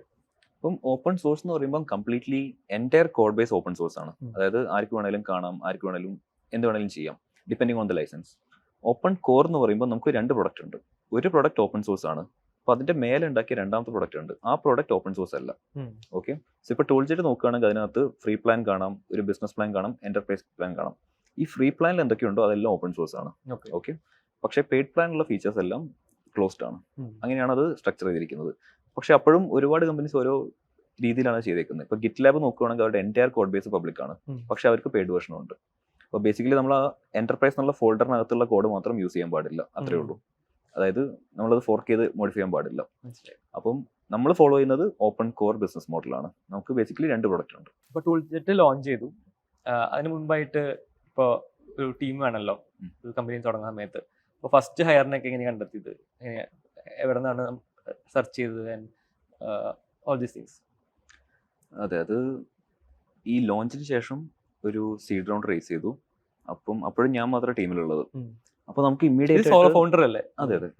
അപ്പം ഇമ്മീഡിയറ്റ് ആയിട്ട് നമുക്കൊരു ടീമിനെ ഹയർ ചെയ്യണം. അപ്പം ഒരു പുതിയ കമ്പനിയാണ്, കമ്പനിക്ക് പേരില്ല, ഫണ്ട് റേസ് ചെയ്യണമെന്ന് പറയുന്നുണ്ട്, പക്ഷെ എവിടെയും അനൗൺസ്മെന്റും കാര്യങ്ങളും അങ്ങനെയൊന്നുമില്ല. അപ്പം ഭയങ്കര ബുദ്ധിമുട്ടാണ് നമുക്ക് ആൾക്കാരെ കൺവിൻസ് ചെയ്യാൻ. അതും നമ്മൾ ആലോചിക്കുന്നത് നല്ല സ്മാർട്ട് ആയിട്ടുള്ള ആൾക്കാരെ ഹയർ ചെയ്യാനാണ്. അപ്പോൾ അവർക്കൊക്കെ ഓൾറെഡി ലൈഫ് സെറ്റിൽഡ് ആയിരിക്കും, നല്ലൊരു കമ്പനിയിലൊക്കെ ജോലിയൊക്കെ ആയിരിക്കില്ലേ. അപ്പോൾ അങ്ങനെയുള്ള ആൾക്കാരെ നമ്മൾ കൺവിൻസ് ചെയ്തിട്ട് അവരോട് വരാൻ പറയണം. അപ്പം നല്ലൊരു കാര്യം എന്താ വെച്ചാൽ ഇനീഷ്യലി വന്ന ഒരുവിധം എല്ലാവരും നെറ്റ്വർക്കിലൂടെയാണ്. ഫസ്റ്റ് ആയിട്ട് ജോയിൻ ചെയ്യാൻ അഗ്രി ചെയ്തത് എൻ്റെ ഒരു ഫ്രണ്ട് ആയിരുന്നു, അക്ഷയ്. അപ്പം ഞങ്ങൾ റൂംമേറ്റ്സ് ആയിരുന്നു, ഒരേ കോളേജിലായിരുന്നു, പിന്നെ ക്ലോസ് ഫ്രണ്ട്സ് ആണ്. അപ്പം ഫസ്റ്റ് ചെക്ക് കിട്ടിയപ്പോഴേക്ക് തന്നെ അവൻ പേപ്പർ ഇട്ടു. അപ്പോൾ അവൻ റെഡി ആയിരുന്നു. പിന്നെ അവൻ്റെ ഒരു ഫ്രണ്ട് ഉണ്ടായിരുന്നു, അവനും ജോയിൻ ചെയ്തു. പിന്നെ അവൻ്റെ തന്നെ മറ്റൊരു ഫ്രണ്ട് ജോയിൻ ചെയ്തു. അപ്പം ഇവരെല്ലാവരും ആണ് ഇനീഷ്യലി ജോയിൻ ചെയ്ത ആൾക്കാർ. പിന്നെ എന്താ പറയുക, ലക്കിലി ഏഞ്ചൽ ലിസ്റ്റിലൂടെ ഒരാൾ നല്ലൊരു റെസ്യൂമേ അയച്ചു, നല്ലൊരു കവർ ലെറ്ററും നല്ലൊരു റെസ്യൂമേ അയച്ചു. അവനെ ഹയർ ചെയ്തു. അവൻ ഒരു ജൂനിയർ ഡെവലപ്പർ ആയിരുന്നു, പക്ഷെ ഇപ്പം ഒരു സൂപ്പർ സ്റ്റാർ ആണ് ഇപ്പം. അപ്പം അന്ന് ഹയർ ചെയ്തതാണ്. പക്ഷെ ഈ ഒരു 5 പേര്, ടീം സൈസ് 5 ആയതിനു ശേഷം ഞങ്ങൾ ഹയർ ചെയ്തിട്ടില്ല അടുത്തൊരു 4-5 മാസത്തേക്ക്. ഇപ്പൊ ഗോൾ എന്തായിരുന്നു വെച്ചാൽ, ഇപ്പൊ ഞാൻ ഉണ്ടാക്കിയതാണ് ഈ പ്രൊഡക്റ്റ്. എന്റെ ഗോൾ എന്തായിരുന്നു വെച്ചാൽ, അത് 2 മാസം. 2 മാസം ഫസ്റ്റ് കോഡ് ടു ലോഞ്ച് വരെ, വെബ്സൈറ്റും ഡോക്യുമെന്റേഷനും എല്ലാം അടക്കം 2 മാസം. അതൊരു കറക്റ്റ് ടൈം ലൈൻ വെച്ചായിരുന്നു. അതായത് ഓവർ ബിൽഡ് ചെയ്ത് ഓവർ പോളിഷ് ചെയ്തിട്ട് അങ്ങനെ എൻഡ്ലെസ് ആയിട്ട് പോകാനുള്ള ഒരു ആഗ്രഹം ഉണ്ടായിരുന്നില്ല. 2 മാസം 2 മാസത്തിൽ പ്രൊഡക്റ്റ് എവിടെ എത്തുന്നോ അവിടെ ലോഞ്ച് എന്നായിരുന്നു ഉദ്ദേശിച്ചത്. അല്ലെങ്കിൽ നമ്മളിപ്പോൾ ഡെവലപ്പേഴ്സ് ഒരു സംഭവം ഉണ്ടാക്കുമ്പോൾ നമ്മളിങ്ങനെ എവിടെ നിർത്തണം എന്നറിയില്ല. പോളിഷ് ചെയ്ത് ഇത് മതിയാവോ, ആൾക്കാർക്ക് ഇത് ഇഷ്ടപ്പെടുമോ, ഇനി കൂടുതൽ എന്തെങ്കിലും വേണോ, ആ ഒരു പേടി വരുമല്ലോ. പക്ഷെ ഞങ്ങൾ ആ ടൈം സെറ്റ് ചെയ്ത് വെച്ചായിരുന്നു. എന്താണോ ആ സമയത്തുള്ളത് അത് ലോഞ്ച് ചെയ്യും, അതായിരുന്നു ഉദ്ദേശം. അപ്പം സ്ലോലി ഈ ആദ്യം ഹയർ ചെയ്ത 5 പേർക്ക് ഇത് കംപ്ലീറ്റ്ലി ഹാൻഡ് ഓഫ് ചെയ്ത് കൊടുത്തു. അപ്പം എന്താണ് പ്രൊഡക്റ്റ് കംപ്ലീറ്റ്ലി അവരുടെ കയ്യിലായത്. അപ്പോൾ ഒരു ജനുവരി ഒക്കെ ആയപ്പോഴേക്കും ഞാൻ അധികം കോഡ് എഴുതുന്നുണ്ടായിരുന്നില്ല. ഇതിനിടയിലാണ് എനിക്ക് ഫസ്റ്റ് കസ്റ്റമേഴ്സിനെ കിട്ടും ചെയ്തു. അത് പ്രൊഡക്റ്റ് ബീറ്റ സ്റ്റേജിലായിരുന്നു, ബട്ട് അവരുടെ യൂസ് കേസിൽ അത്രയും മതിയായിരുന്നു. അപ്പോൾ ഫസ്റ്റ് കസ്റ്റമറിനെ കിട്ടി, അത് നല്ലൊരു കസ്റ്റമറിനെ കിട്ടി. ബൈജൂസ് ആയിരുന്നു ഫസ്റ്റ് കസ്റ്റമർ. അപ്പം അവന്മാർ ചെറിയ യൂസ് കേസിന് തുടങ്ങിയതാണ്. അവരിപ്പം അവർക്കൊരു സംഭവം ഉണ്ടാക്കണമായിരുന്നു. അവർ ടീം ഓഫ് ഡെവലപ്പേഴ്സിനെ വെച്ചിട്ട് ഒരു 10 ആഴ്ചയിൽ എന്തോ ഉണ്ടാക്കാനുള്ള ശ്രമത്തിലായിരുന്നു. വിത്ത് ടൂൾജെറ്റ് അവരതൊരു ഒരാഴ്ചയിൽ ഉണ്ടാക്കി. അപ്പൊ അവർക്ക് ആ വാല്യൂ ക്ലിയർ ആയിരുന്നു. അവരാ ഫ്യൂ യൂസേഴ്സിന് ഇപ്പൊ തൗസൻഡ്സ് ഓഫ് യൂസേഴ്സ് എത്തിയിട്ടുണ്ട്. അപ്പം പക്ഷെ അത് ബീറ്റ സ്റ്റേജ് ആയതുകൊണ്ട് ഒരുപാട് ബഗൊക്കെ വരും. പിന്നെ രാവിലെയും രാത്രിയൊക്കെ പണിയായിരുന്നു. എന്തെങ്കിലുമൊക്കെ പൊട്ടും, അല്ലെങ്കിൽ എന്തെങ്കിലും പുതിയതായിട്ട് അവർക്ക് വേണ്ടി വരും, ബ്ലോക്ക്ഡ് ആയിരിക്കും. അങ്ങനെ ഒരുപാട് നമ്മൾ പണിയെടുക്കേണ്ടി വന്നു ആ സമയത്ത്. ഇതിനൊക്കെ ശേഷമാണ് നമ്മൾ അടുത്ത ആൾക്കാരെ ഹയർ ചെയ്യുന്നത്. അപ്പം ഇവരെ ഹയർ ചെയ്ത സമയത്ത് എനിക്ക് അധികം ഇടപെടേണ്ട ആവശ്യമില്ല. കാരണം ഈ ആദ്യം ഹയർ ചെയ്ത എല്ലാവരും ഓൾറെഡി സോളിഡ് ആണ്, അവർക്ക് പ്ലാറ്റ്ഫോം അറിയാം, എല്ലാം അറിയാം. അറ്റ് ദാറ്റ് പോയിന്റ് എനിക്ക് തോന്നുന്നു ഞാൻ റിവ്യൂ മാത്രമേ ചെയ്യുന്നുള്ളൂ. അതും ജസ്റ്റ് നോക്കേണ്ട ആവശ്യമുള്ളൂ.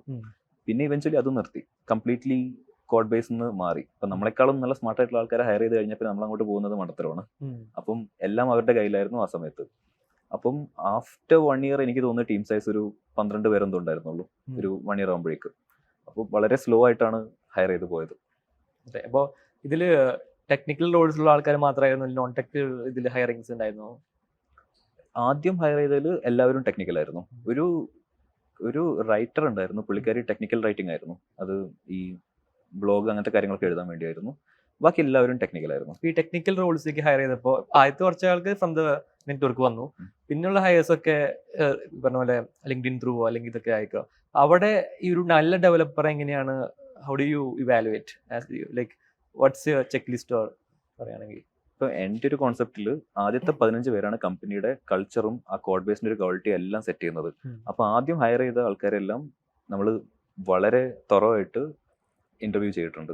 അപ്പോൾ നമ്മൾ നോക്കിക്കൊണ്ടിരുന്നത് എന്താണെന്ന് വെച്ചാൽ, ഒരു ഡെവലപ്പർ അയാളുടെ സ്വന്തമായിട്ട് ഒരു പ്രൊഡക്റ്റ് ഉണ്ടാക്കിയിട്ടുണ്ട്, അത് ലോഞ്ച് ചെയ്തിട്ടുണ്ട്. ഇങ്ങനത്തെ ഡെവലപ്പേഴ്സിനാണ് നമ്മൾ പ്രൈമറി എന്താ പറയുക ആദ്യത്തെ സ്റ്റേജിൽ ഹയർ ചെയ്യാൻ നോക്കിയത്.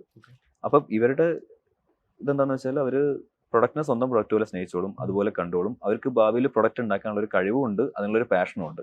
അപ്പോൾ ഇങ്ങനത്തെ ഒരു ഓണ്ടർപ്രണർഷിപ്പ് ബാക്ക്ഗ്രൗണ്ടും അതുപോലെ ഒരു ഫ്യൂച്ചറുള്ള ആൾക്കാരാണ് നമ്മൾ സ്പെസിഫിക്കലി തിരഞ്ഞെടുത്തത്. അപ്പം അത് നന്നായിട്ട് വർക്കൗട്ട് ആവുകയും ചെയ്തു. ഇത് തന്നെയാണ് നല്ലൊരു ഇവൻ നമ്മുടെ കമ്മ്യൂണിറ്റിയിലായാലും ആൾക്കാർ ലോഞ്ച് ചെയ്ത് ഇവൻച്വലി ചിലപ്പോൾ കോളേജ് പ്ലെയറൊക്കെ ആവും, സ്കൂൾ പ്ലെയറൊക്കെ ആവും. ഇവൻച്വലി ഇവരായാലും വെരി മോട്ടിവേറ്റഡ് ആണ്. ലൈക്ക് അധികം കണ്ടീഷനിങ് ഒന്നുമില്ല കുറേ ആൾക്കാർക്ക്. ഇപ്പോൾ ചില ആൾക്കാർക്ക് ഡിഗ്രി പോലും ഉണ്ടാവില്ല, but really good at what they do, right? അതെ. അപ്പോൾ നമ്മുടെ ഒരു ആഗ്രഹം അതാണ്, ഒരു ഇവൻച്വലി ടൂൾ ജെറ്റിനകത്തുനിന്ന് പല കമ്പനീസും സ്പിൻ ഓഫ് ചെയ്തുണ്ടാവണം. ആൾക്കാർ ഇറങ്ങിയിട്ട് ടൂൾ ജെറ്റ് മാഫിയ അങ്ങനത്തെ ഒരു സംഭവം വരണം. ആൾക്കാർ അവിടെ നിന്ന് ഇറങ്ങിയിട്ട് കമ്പനീസ് ഉണ്ടാക്കണം. അതുപോലെ തന്നെ ഇവിടെ നിന്ന് ഇറങ്ങിയ ആൾക്കാർ കമ്പനീസ് ഉണ്ടാക്കുമ്പോൾ അവർക്കൊരു വില കിട്ടും വേണം. അതായത് ഓക്കെ, ഇവന്മാർ ടൂൾ ജെറ്റിൽ വർക്ക് ചെയ്ത ആൾക്കാരാണ്, എന്താ പറയുക, ദേ ഷുഡ് ബി ഗുഡ്. ആ ഒരു ഫീലിംഗ് മാർക്കറ്റിൽ വേണം. അപ്പോൾ നമ്മൾ അങ്ങനെ ആ ഒരു ഫ്യൂച്ചറിലെ ആൾക്കാരെ നോക്കിയിട്ടാണ് മാക്സിമം ഹയർ ചെയ്യുന്നത്. അപ്പം അത് നന്നായിട്ട് വർക്കൗട്ട് ആയിട്ടുണ്ട് ഇതുവരെ. ഇപ്പൊ എത്ര ടീമുണ്ട്? ഞങ്ങൾ ഇപ്പോൾ ഒരു 36-40 ആയിക്കൊണ്ടിരിക്കുകയാണ്. 3 years ആവണം അല്ലേ? 2.5 years. 2.5 years. ഈ ഒരു ഇതിൽ കുറെ ചാലഞ്ചസ് ഡെഫിനറ്റ്ലി ഫേസ് ചെയ്തിട്ടുണ്ടാവുമല്ലോ. Example may be from company forming in US.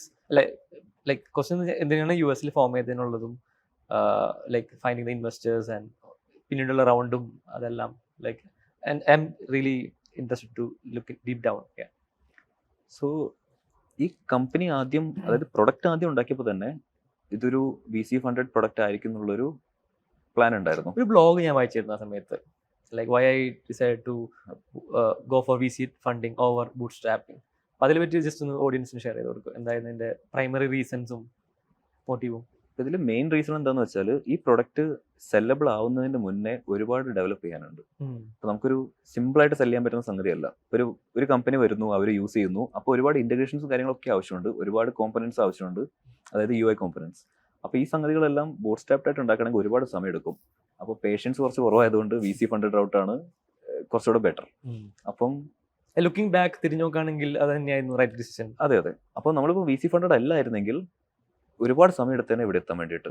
നമുക്കാണെങ്കിൽ ഒരുപാട് പേരുള്ള മാർക്കറ്റാണ്, എല്ലാവരുമായിട്ടും ക്യാച്ചപ്പ് ചെയ്യണം, അവരെ മുന്നിലെത്തണം. അപ്പോൾ ഇങ്ങനെയുള്ള കാര്യങ്ങൾക്ക് ഫണ്ട് അത്യാവശ്യമായിരുന്നു. അപ്പം മറ്റൊരു പ്രൊഡക്റ്റ് ബിൽഡ് ചെയ്യുകയാണെങ്കിൽ മേ ബി ഈ റൗട്ട് എടുക്കില്ലായിരുന്നു. പക്ഷേ ഈ ഒരു പ്രൊഡക്റ്റിന് VC ഫണ്ടഡ് റൗട്ട് അത്യാവശ്യമായിരുന്നു. പിന്നെ മാത്രമല്ല, നമ്മളിപ്പം ഈവൻ ബൈജൂസിന് സെല് ചെയ്യുമ്പോഴാണെങ്കിലും അതൊരു വലിയ കമ്പനിയാണ്. അപ്പം സെല് ചെയ്യുമ്പോൾ അവർക്കൊരു ക്വസ്റ്റ്യൻ ഉണ്ടാവും മൈൻഡിൽ. നമ്മൾ ഈ പ്രൊഡക്റ്റ് യൂസ് ചെയ്യാൻ തുടങ്ങി, അവർ ബീറ്റ സ്റ്റേജിലാണ്, തുടങ്ങിയിട്ട് 6 മാസമായിട്ടേ ഉള്ളൂ, എന്തുകൊണ്ട് അവരൊരു 3 വർഷം കഴിഞ്ഞാലും മാർക്കറ്റിലുണ്ടാവും? അതായത് കമ്പനീസ്, ഈ സ്റ്റാർട്ടപ്സ് മിക്കവാറും പിവട്ട് ചെയ്യും, കുറെ ഷട്ട് ഡൗൺ ചെയ്യും, ഫണ്ടിങ് കിട്ടില്ല, അല്ലെങ്കിൽ കസ്റ്റമേഴ്സിനെ കിട്ടില്ല, അങ്ങനത്തെ പല പ്രശ്നങ്ങളും ഉണ്ടല്ലോ. അപ്പോൾ സ്റ്റാർട്ടപ്പ് പ്രൊഡക്ട്സ് ആൾക്കാർ ബൈ ചെയ്യുമ്പം, എസ്പെഷ്യലി ലാർജർ കമ്പനീസ്, അവർക്ക് ആ കോൺഫിഡൻസ് വേണം. അപ്പോൾ funding from A good investor അത് ആക്ച്വലി കോൺഫിഡൻസ് ആഡ് ചെയ്യും. അപ്പം ആ ഒരു ഫാക്ടറും ഉണ്ട്.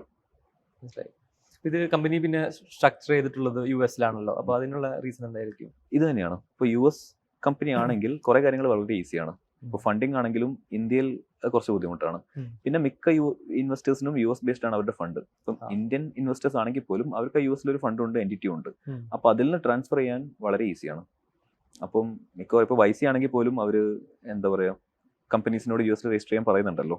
അപ്പോൾ അത് ബിസിനസ് കുറച്ചുകൂടെ ഒന്ന് ഈസിയർ ആക്കാൻ വേണ്ടിയിട്ടാണ്. ഇത് just give A time line.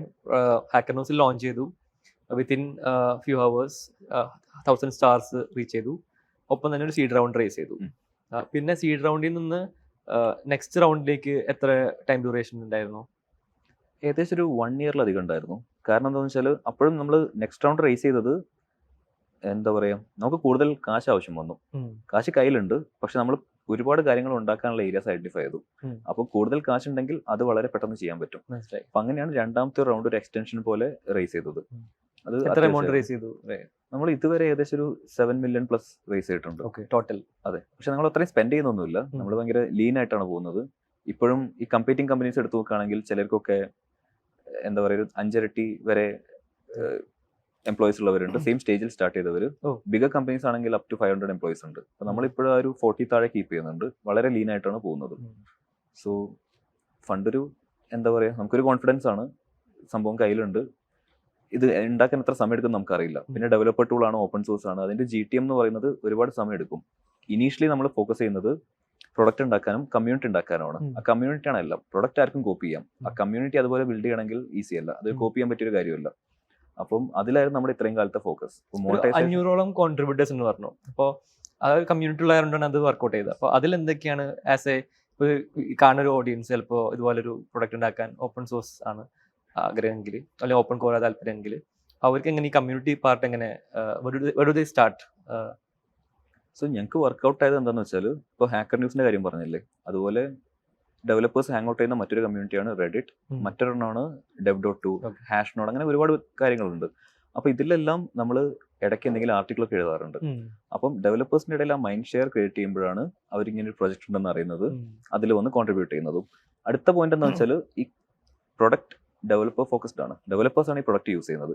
അപ്പോൾ അവരൊരു ഡിസ്കവർ ചെയ്യുന്നു, ആ കമ്പനിയിൽ യൂസ് ചെയ്യുന്നുണ്ട്, അവരെ റെപ്പോ എടുത്ത് നോക്കാൻ ചാൻസ് ഉണ്ട്. അപ്പോൾ ഒരു യൂസർ ഇതിനകത്തൊരു ഫീച്ചർ മിസ്സിംഗ് ആണെന്ന് കണ്ടുപിടിച്ചു, അല്ലെങ്കിൽ പോട്ടെ ഒരു ചെറിയൊരു ടൈപ്പോ അല്ലെങ്കിൽ ഒരു ഗ്രാമർ മിസ്റ്റേക്ക് കണ്ടുപിടിച്ചു, അവർ വന്നത് കോൺട്രിബ്യൂട്ട് ചെയ്യും. അപ്പം ഇതാണ് ബെസ്റ്റ് കോൺട്രിബ്യൂഷൻസ്. അപ്പോൾ കോൺട്രിബ്യൂട്ട് ചെയ്യുന്നത് അവരുടെ പ്രൊഫൈൽ വലുതാക്കാനോ ഒന്നിനുമല്ല, അവർ യൂസറാണ്, അവരൊരു പ്രശ്നം കണ്ടുപിടിച്ചു, അവർ തന്നെ പരിഹരിച്ചു. അല്ലെങ്കിൽ ഒരു ഇന്റഗ്രേഷൻ മിസ്സിംഗ് ആണ്, ആ ഇന്റഗ്രേഷൻ അവർ തന്നെ ഉണ്ടാക്കി ചെയ്തു. അപ്പോൾ ഇത് സ്ഥിരം കാണാറുള്ളതാണ് നമ്മൾ. അപ്പം പക്ഷെ മെജോറിറ്റി കോൺട്രിബ്യൂട്ടേഴ്സും സ്റ്റുഡൻസും എന്താ പറയുക, യൂസേഴ്സ് അല്ലാത്ത കോൺട്രിബ്യൂട്ടേഴ്സ് ആണ്. അപ്പോൾ ഇതിനുള്ള ഉത്തരം എന്ന് വെച്ച് കഴിഞ്ഞാൽ, ഈ പറഞ്ഞ റെഡിറ്റും ഹാക്കർ ന്യൂസും dev.to-ലൊക്കെ നിങ്ങളുടെ ജേർണി പബ്ലിഷ് ചെയ്യുക, ഇവൻ ചെറിയ ചെറിയ ബ്ലോഗ്സ് ഒക്കെ ആയിട്ട്. അപ്പം അങ്ങനെ ഒരു ഗ്രൂപ്പ് ഓഫ് ആൾക്കാർ വരും, വിൽ ബി കോൺട്രിബ്യൂട്ടേഴ്സ്. പിന്നെ അവർ കൊണ്ടുവരുന്ന കോൺട്രിബ്യൂട്ടേഴ്സ് വേറെ കോൺട്രിബ്യൂട്ടേഴ്സ് ആയി. അതെ, നമ്മളൊരു 100 കോൺട്രിബ്യൂട്ടേഴ്സോ കഴിഞ്ഞാണെങ്കിൽ മോർ പീപ്പിൾ വിൽ കം.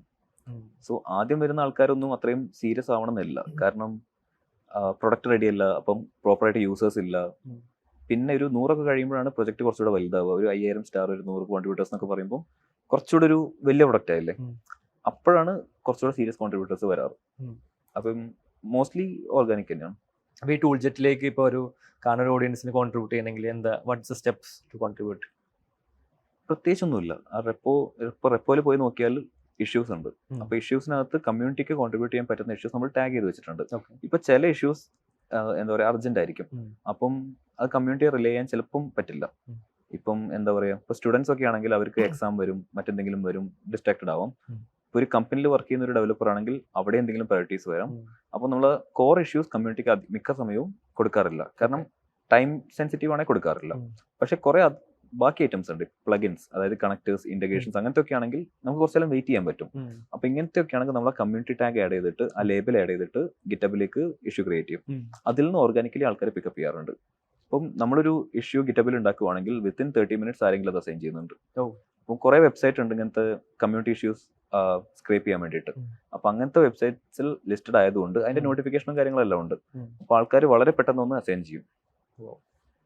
ഇത് എനിക്ക് അറിയണ്ടായിരുന്നില്ല, it's like new information for me.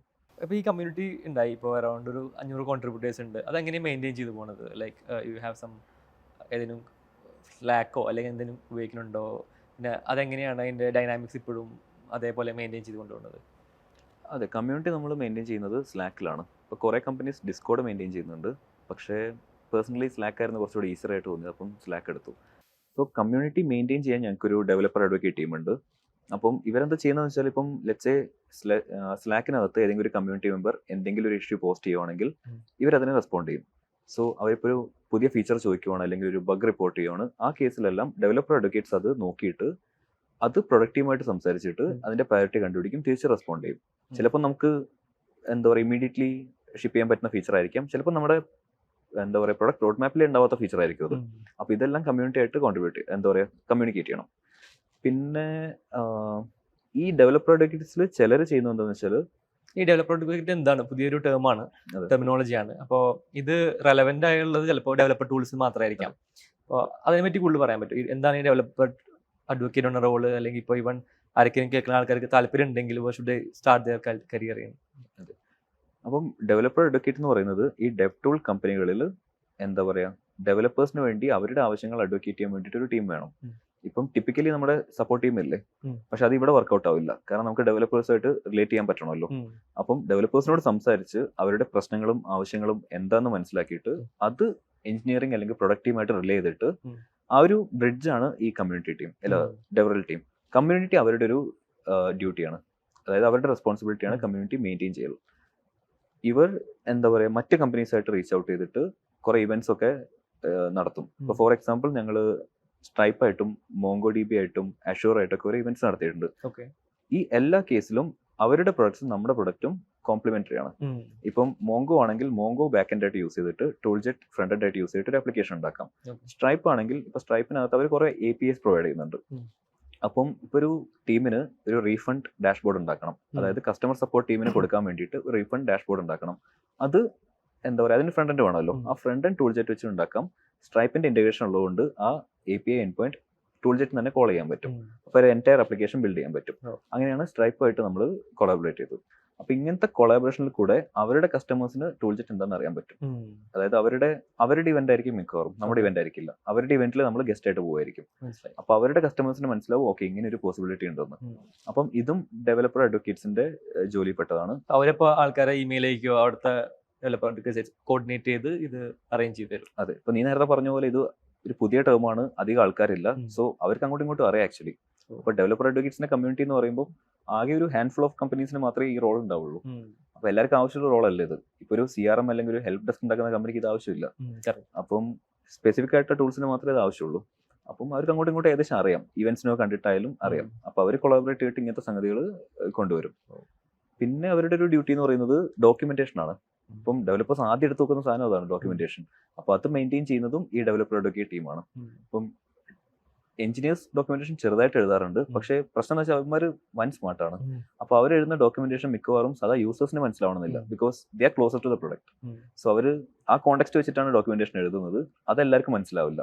അപ്പൊ ഡെവലപ്പർ അഡ്വക്കേറ്റ് ആ ഒരു ഫ്രഷ് പെർസ്പെക്റ്റീവിൽ എന്താ പറയുക, ഡീറ്റെയിൽ ആയിട്ട് ഡോക്യുമെന്റേഷൻ എഴുതും, അത് മാനേജ് ചെയ്യും. ഓരോ റിലീസ് വരുമ്പോഴും അത് മെയിൻറ്റെയിൻ ചെയ്യണം, മോഡിഫൈ ചെയ്യണം, പുതിയ കാര്യങ്ങൾ ആഡ് ചെയ്യണം, പഴയത് കളയണം. ഇതെല്ലാം അവരാണ് ചെയ്യുന്നത്. ടൂൾജെറ്റ് പോലത്തെ ഒരു പ്രൊഡക്റ്റിന് കമ്മ്യൂണിറ്റി ഭയങ്കര ഇമ്പോർട്ടന്റ് ആവാൻ കാരണം എന്താണ്? What is the reason? അപ്പം ഒരു ഡെവലപ്പർ ടൂൾ ആകുമ്പം നമ്മൾ ആദ്യം ഡെവലപ്പേഴ്സിന്റെ ഇടയിൽ ഒരു മൈൻഡ് ഷെയർ ഉണ്ടാക്കണം. ഇപ്പം നമ്മളിപ്പോൾ ഒരു കമ്പനിയിൽ ഇമ്പോർട്ടൻ്റ് ആയിട്ടുള്ള ആപ്ലിക്കേഷൻ ഉണ്ടാക്കുമ്പോൾ റാൻഡം ആയിട്ടുള്ള ഒരു ഫ്രെയിംവർക്ക് നമ്മൾ യൂസ് ചെയ്യില്ല. ഇപ്പോൾ ഫ്രണ്ട് എൻഡ് ആണെങ്കിൽ റിയാക്ട്, വ്യൂ അങ്ങനത്തെ കാര്യങ്ങളൊക്കെ ഓൾറെഡി എസ്റ്റാബ്ലിഷ്ഡ് ആണ്. അതൊരു മൈൻഡ് ഷെയർ ആണ് അവർ ഉണ്ടാക്കിയിരിക്കുന്നത്. ഇപ്പം നിനക്കറിയാം, ഈ ഒരു ഫ്രണ്ട് എൻഡ് ഡെവലപ്പർ ആണെങ്കിൽ അറിയാം ഒരു ഫ്രണ്ട് എൻഡ് ഉണ്ടാക്കണമെങ്കിൽ റിയാക്ട് യൂസ് ചെയ്യണമെന്ന്. അപ്പം ആ ലെവൽ ഒരു കോൺഫിഡൻസ് നമ്മൾ ഉണ്ടാക്കണം. അപ്പോൾ അതിന് വേണ്ടിയിട്ട് ഈ കമ്മ്യൂണിറ്റിയിൽ ആക്റ്റീവ് ആവുന്നത് വളരെ ഇമ്പോർട്ടൻ്റ് ആണ്. അപ്പം ലെറ്റ്സ് സേ ഒരു കമ്പനി ഉണ്ട്, ആ കമ്പനിയിൽ ഒരു ഡെവലപ്പർ ഉണ്ട്, അയാൾക്കൊരു ഇന്റർണൽ ടൂൾ ഉണ്ടാക്കണമായിരുന്നു. ആളത് ടൂൾജെറ്റ് വെച്ച് ഉണ്ടാക്കി. എന്നിട്ട് അവരുടെ കൊളീഗ്സിനെ ആഡ് ചെയ്തു. അതായത് കൊളീഗ്സ് ആണ് അത് യൂസ് ചെയ്യുന്നത്. ഇപ്പോൾ ലെറ്റ്സ് സേ ഓപ്പറേഷൻസ് ടീമിന് ഒരു ഡാഷ്ബോർഡ് വേണം, അത് ഈ ഡെവലപ്പർ ഉണ്ടാക്കി, അവർ ഓൺബോർഡ് ചെയ്തു. അത് കണ്ടിട്ട് മറ്റൊരു ടീമിലെ മറ്റൊരു ഡെവലപ്പർ വന്നിട്ട് കൂടുതൽ യൂസ് കേസസ് ഉണ്ടാക്കി. അപ്പൊ ഇതിനാണ് ബോട്ടംസ് അപ്പ് അഡോപ്ഷൻ എന്ന് പറയുന്നത്. അതായത് ഒരു വലിയൊരു കമ്പനിയിലെ ഒരു ചെറിയ ടീമിലെ 1-2 ആൾക്കാർ സംഭവം യൂസ് ചെയ്ത് തുടങ്ങി, അതിൽ നിന്ന് എക്സ്പാൻഡ് ആയി. അതാണ് ബോട്ടംസ് അപ്പ് അഡോപ്ഷൻ എന്ന് പറയുന്നത്. അതായത് ആദ്യം ഡെവലപ്പേഴ്സ് ആണ് ഇത് യൂസ് ചെയ്ത് തുടങ്ങുന്നത്. അതുപോലെ ടോപ്പ് ഡൗൺ എന്ന് പറയുമ്പോൾ നമ്മൾ ആദ്യം പോയി സെൽ ചെയ്യുന്നത് CTO-ക്കാണ്, അല്ലെങ്കിൽ CEO ആരാണോ ആ കമ്പനിയിൽ ടെക് ലീഡ് ചെയ്യുന്നത് അവർക്കാണ് സെൽ ചെയ്യുന്നത്. അവരുടെ അടുത്ത് പോയിട്ട് നമ്മൾ പറയണം ഇങ്ങനെ ഒരു പ്രൊഡക്റ്റ് ഉണ്ട്, ഇതിന്റെ യൂസ് കേസസ് ഇതാണ്, ഇങ്ങനെ നിങ്ങൾക്ക് റിട്ടേൺ ഓഫ് ഇൻവെസ്റ്റ്മെന്റ് ഉണ്ട്, ഇതൊക്കെ നമ്മൾ അങ്ങോട്ട് പോയി പിച്ച് ചെയ്യണം. ബോട്ടംസ് അപ്പ് ആണെങ്കിൽ ഈ ഡെവലപ്പർ അയാൾ തന്നെ സ്വയം ട്രൈ ചെയ്യും. ഇപ്പം ഈ ടോപ്പ് ഡൗണിൽ നമ്മൾ പോയിട്ട് ട്രയലൊക്കെ സെറ്റപ്പ് ചെയ്തിട്ട് അത് വലിയൊരു സൈക്കിളാണ്, അതൊരു എന്റർപ്രൈസ് സെയിൽ സൈക്കിൾ ഭയങ്കര വലുതാണ്. മറ്റേ കേസിലാണെങ്കിൽ നമ്മൾ പ്രൊഡക്റ്റ് വളരെ ഈസി ആയിട്ട് ഒരു ഇൻഡിവിജ്വൽ ഡെവലപ്പേഴ്സിന് യൂസ് ചെയ്യാൻ പറ്റുന്ന സ്റ്റേറ്റിൽ എത്തിച്ചിട്ടുണ്ട്. അപ്പം ആളത് ട്രൈ ചെയ്യുന്നു, ആൾക്കത് വർക്കായി, ആളത് കൊളീഗ്സിനോട് പറയും, അങ്ങനെ എക്സ്പാൻഡ് ആവും. അങ്ങനെ ഇവൻച്വലി ഈ ബയർ ആരാണോ ഈ എന്താ പറയുക ടെക് ലീഡേഴ്സ്, അവർ അറിയും, അവരത് പർച്ചേസ് ചെയ്യും. കാരണം അവർക്ക് ആ വാല്യൂ ഓൾറെഡി കിട്ടിയിട്ടുണ്ട്. അപ്പൊ ഇതാണ് ബോട്ടംസ് അപ്പ് അപ്രോച്ച്. അപ്പൊ ഇതിന് വേണ്ടിയിട്ട് ഡെവലപ്പർ കമ്മ്യൂണിറ്റിയിൽ ആക്റ്റീവ് ആവുന്നതും ആ മൈൻഡ് ഷെയർ ഉണ്ടാക്കുന്നതും വളരെ ഇമ്പോർട്ടന്റ് ആണ്. ഓക്കെ, അപ്പൊ ഞാൻ ചോദിക്കട്ടെ, നിങ്ങളുടെ ആക്ച്വൽ ബയർ ആരാണ്, പിന്നെ യൂസർ ആരാണ്, ഈ പറഞ്ഞ എൻഡ് യൂസർ ആരാണ്? അപ്പൊ ഇതിൽ മൂന്നും ഡിസ്റ്റിങ്ക്റ്റ് ആണ് ഉണ്ടല്ലോ. സോ അപ്പം ഒരു ബയർ എന്ന് പറയുന്നത് മിക്കവാറും either it can be engineering manager or it can be the CTO. അതായത് ടെക് ലീഡർ ആരാണോ ആ കമ്പനിയിൽ അല്ലെങ്കിൽ ആ ടീമിൽ, അവരാണ് ബയർ. അവർക്കാണ് ഡിസിഷൻ എടുക്കാൻ പറ്റുക. കാരണം ഈ ടീം ഇന്ന് മുതൽ ഈ ടൂളാണ് യൂസ് ചെയ്യുന്നുള്ളൊരു ഡിസിഷൻ വരണമല്ലോ.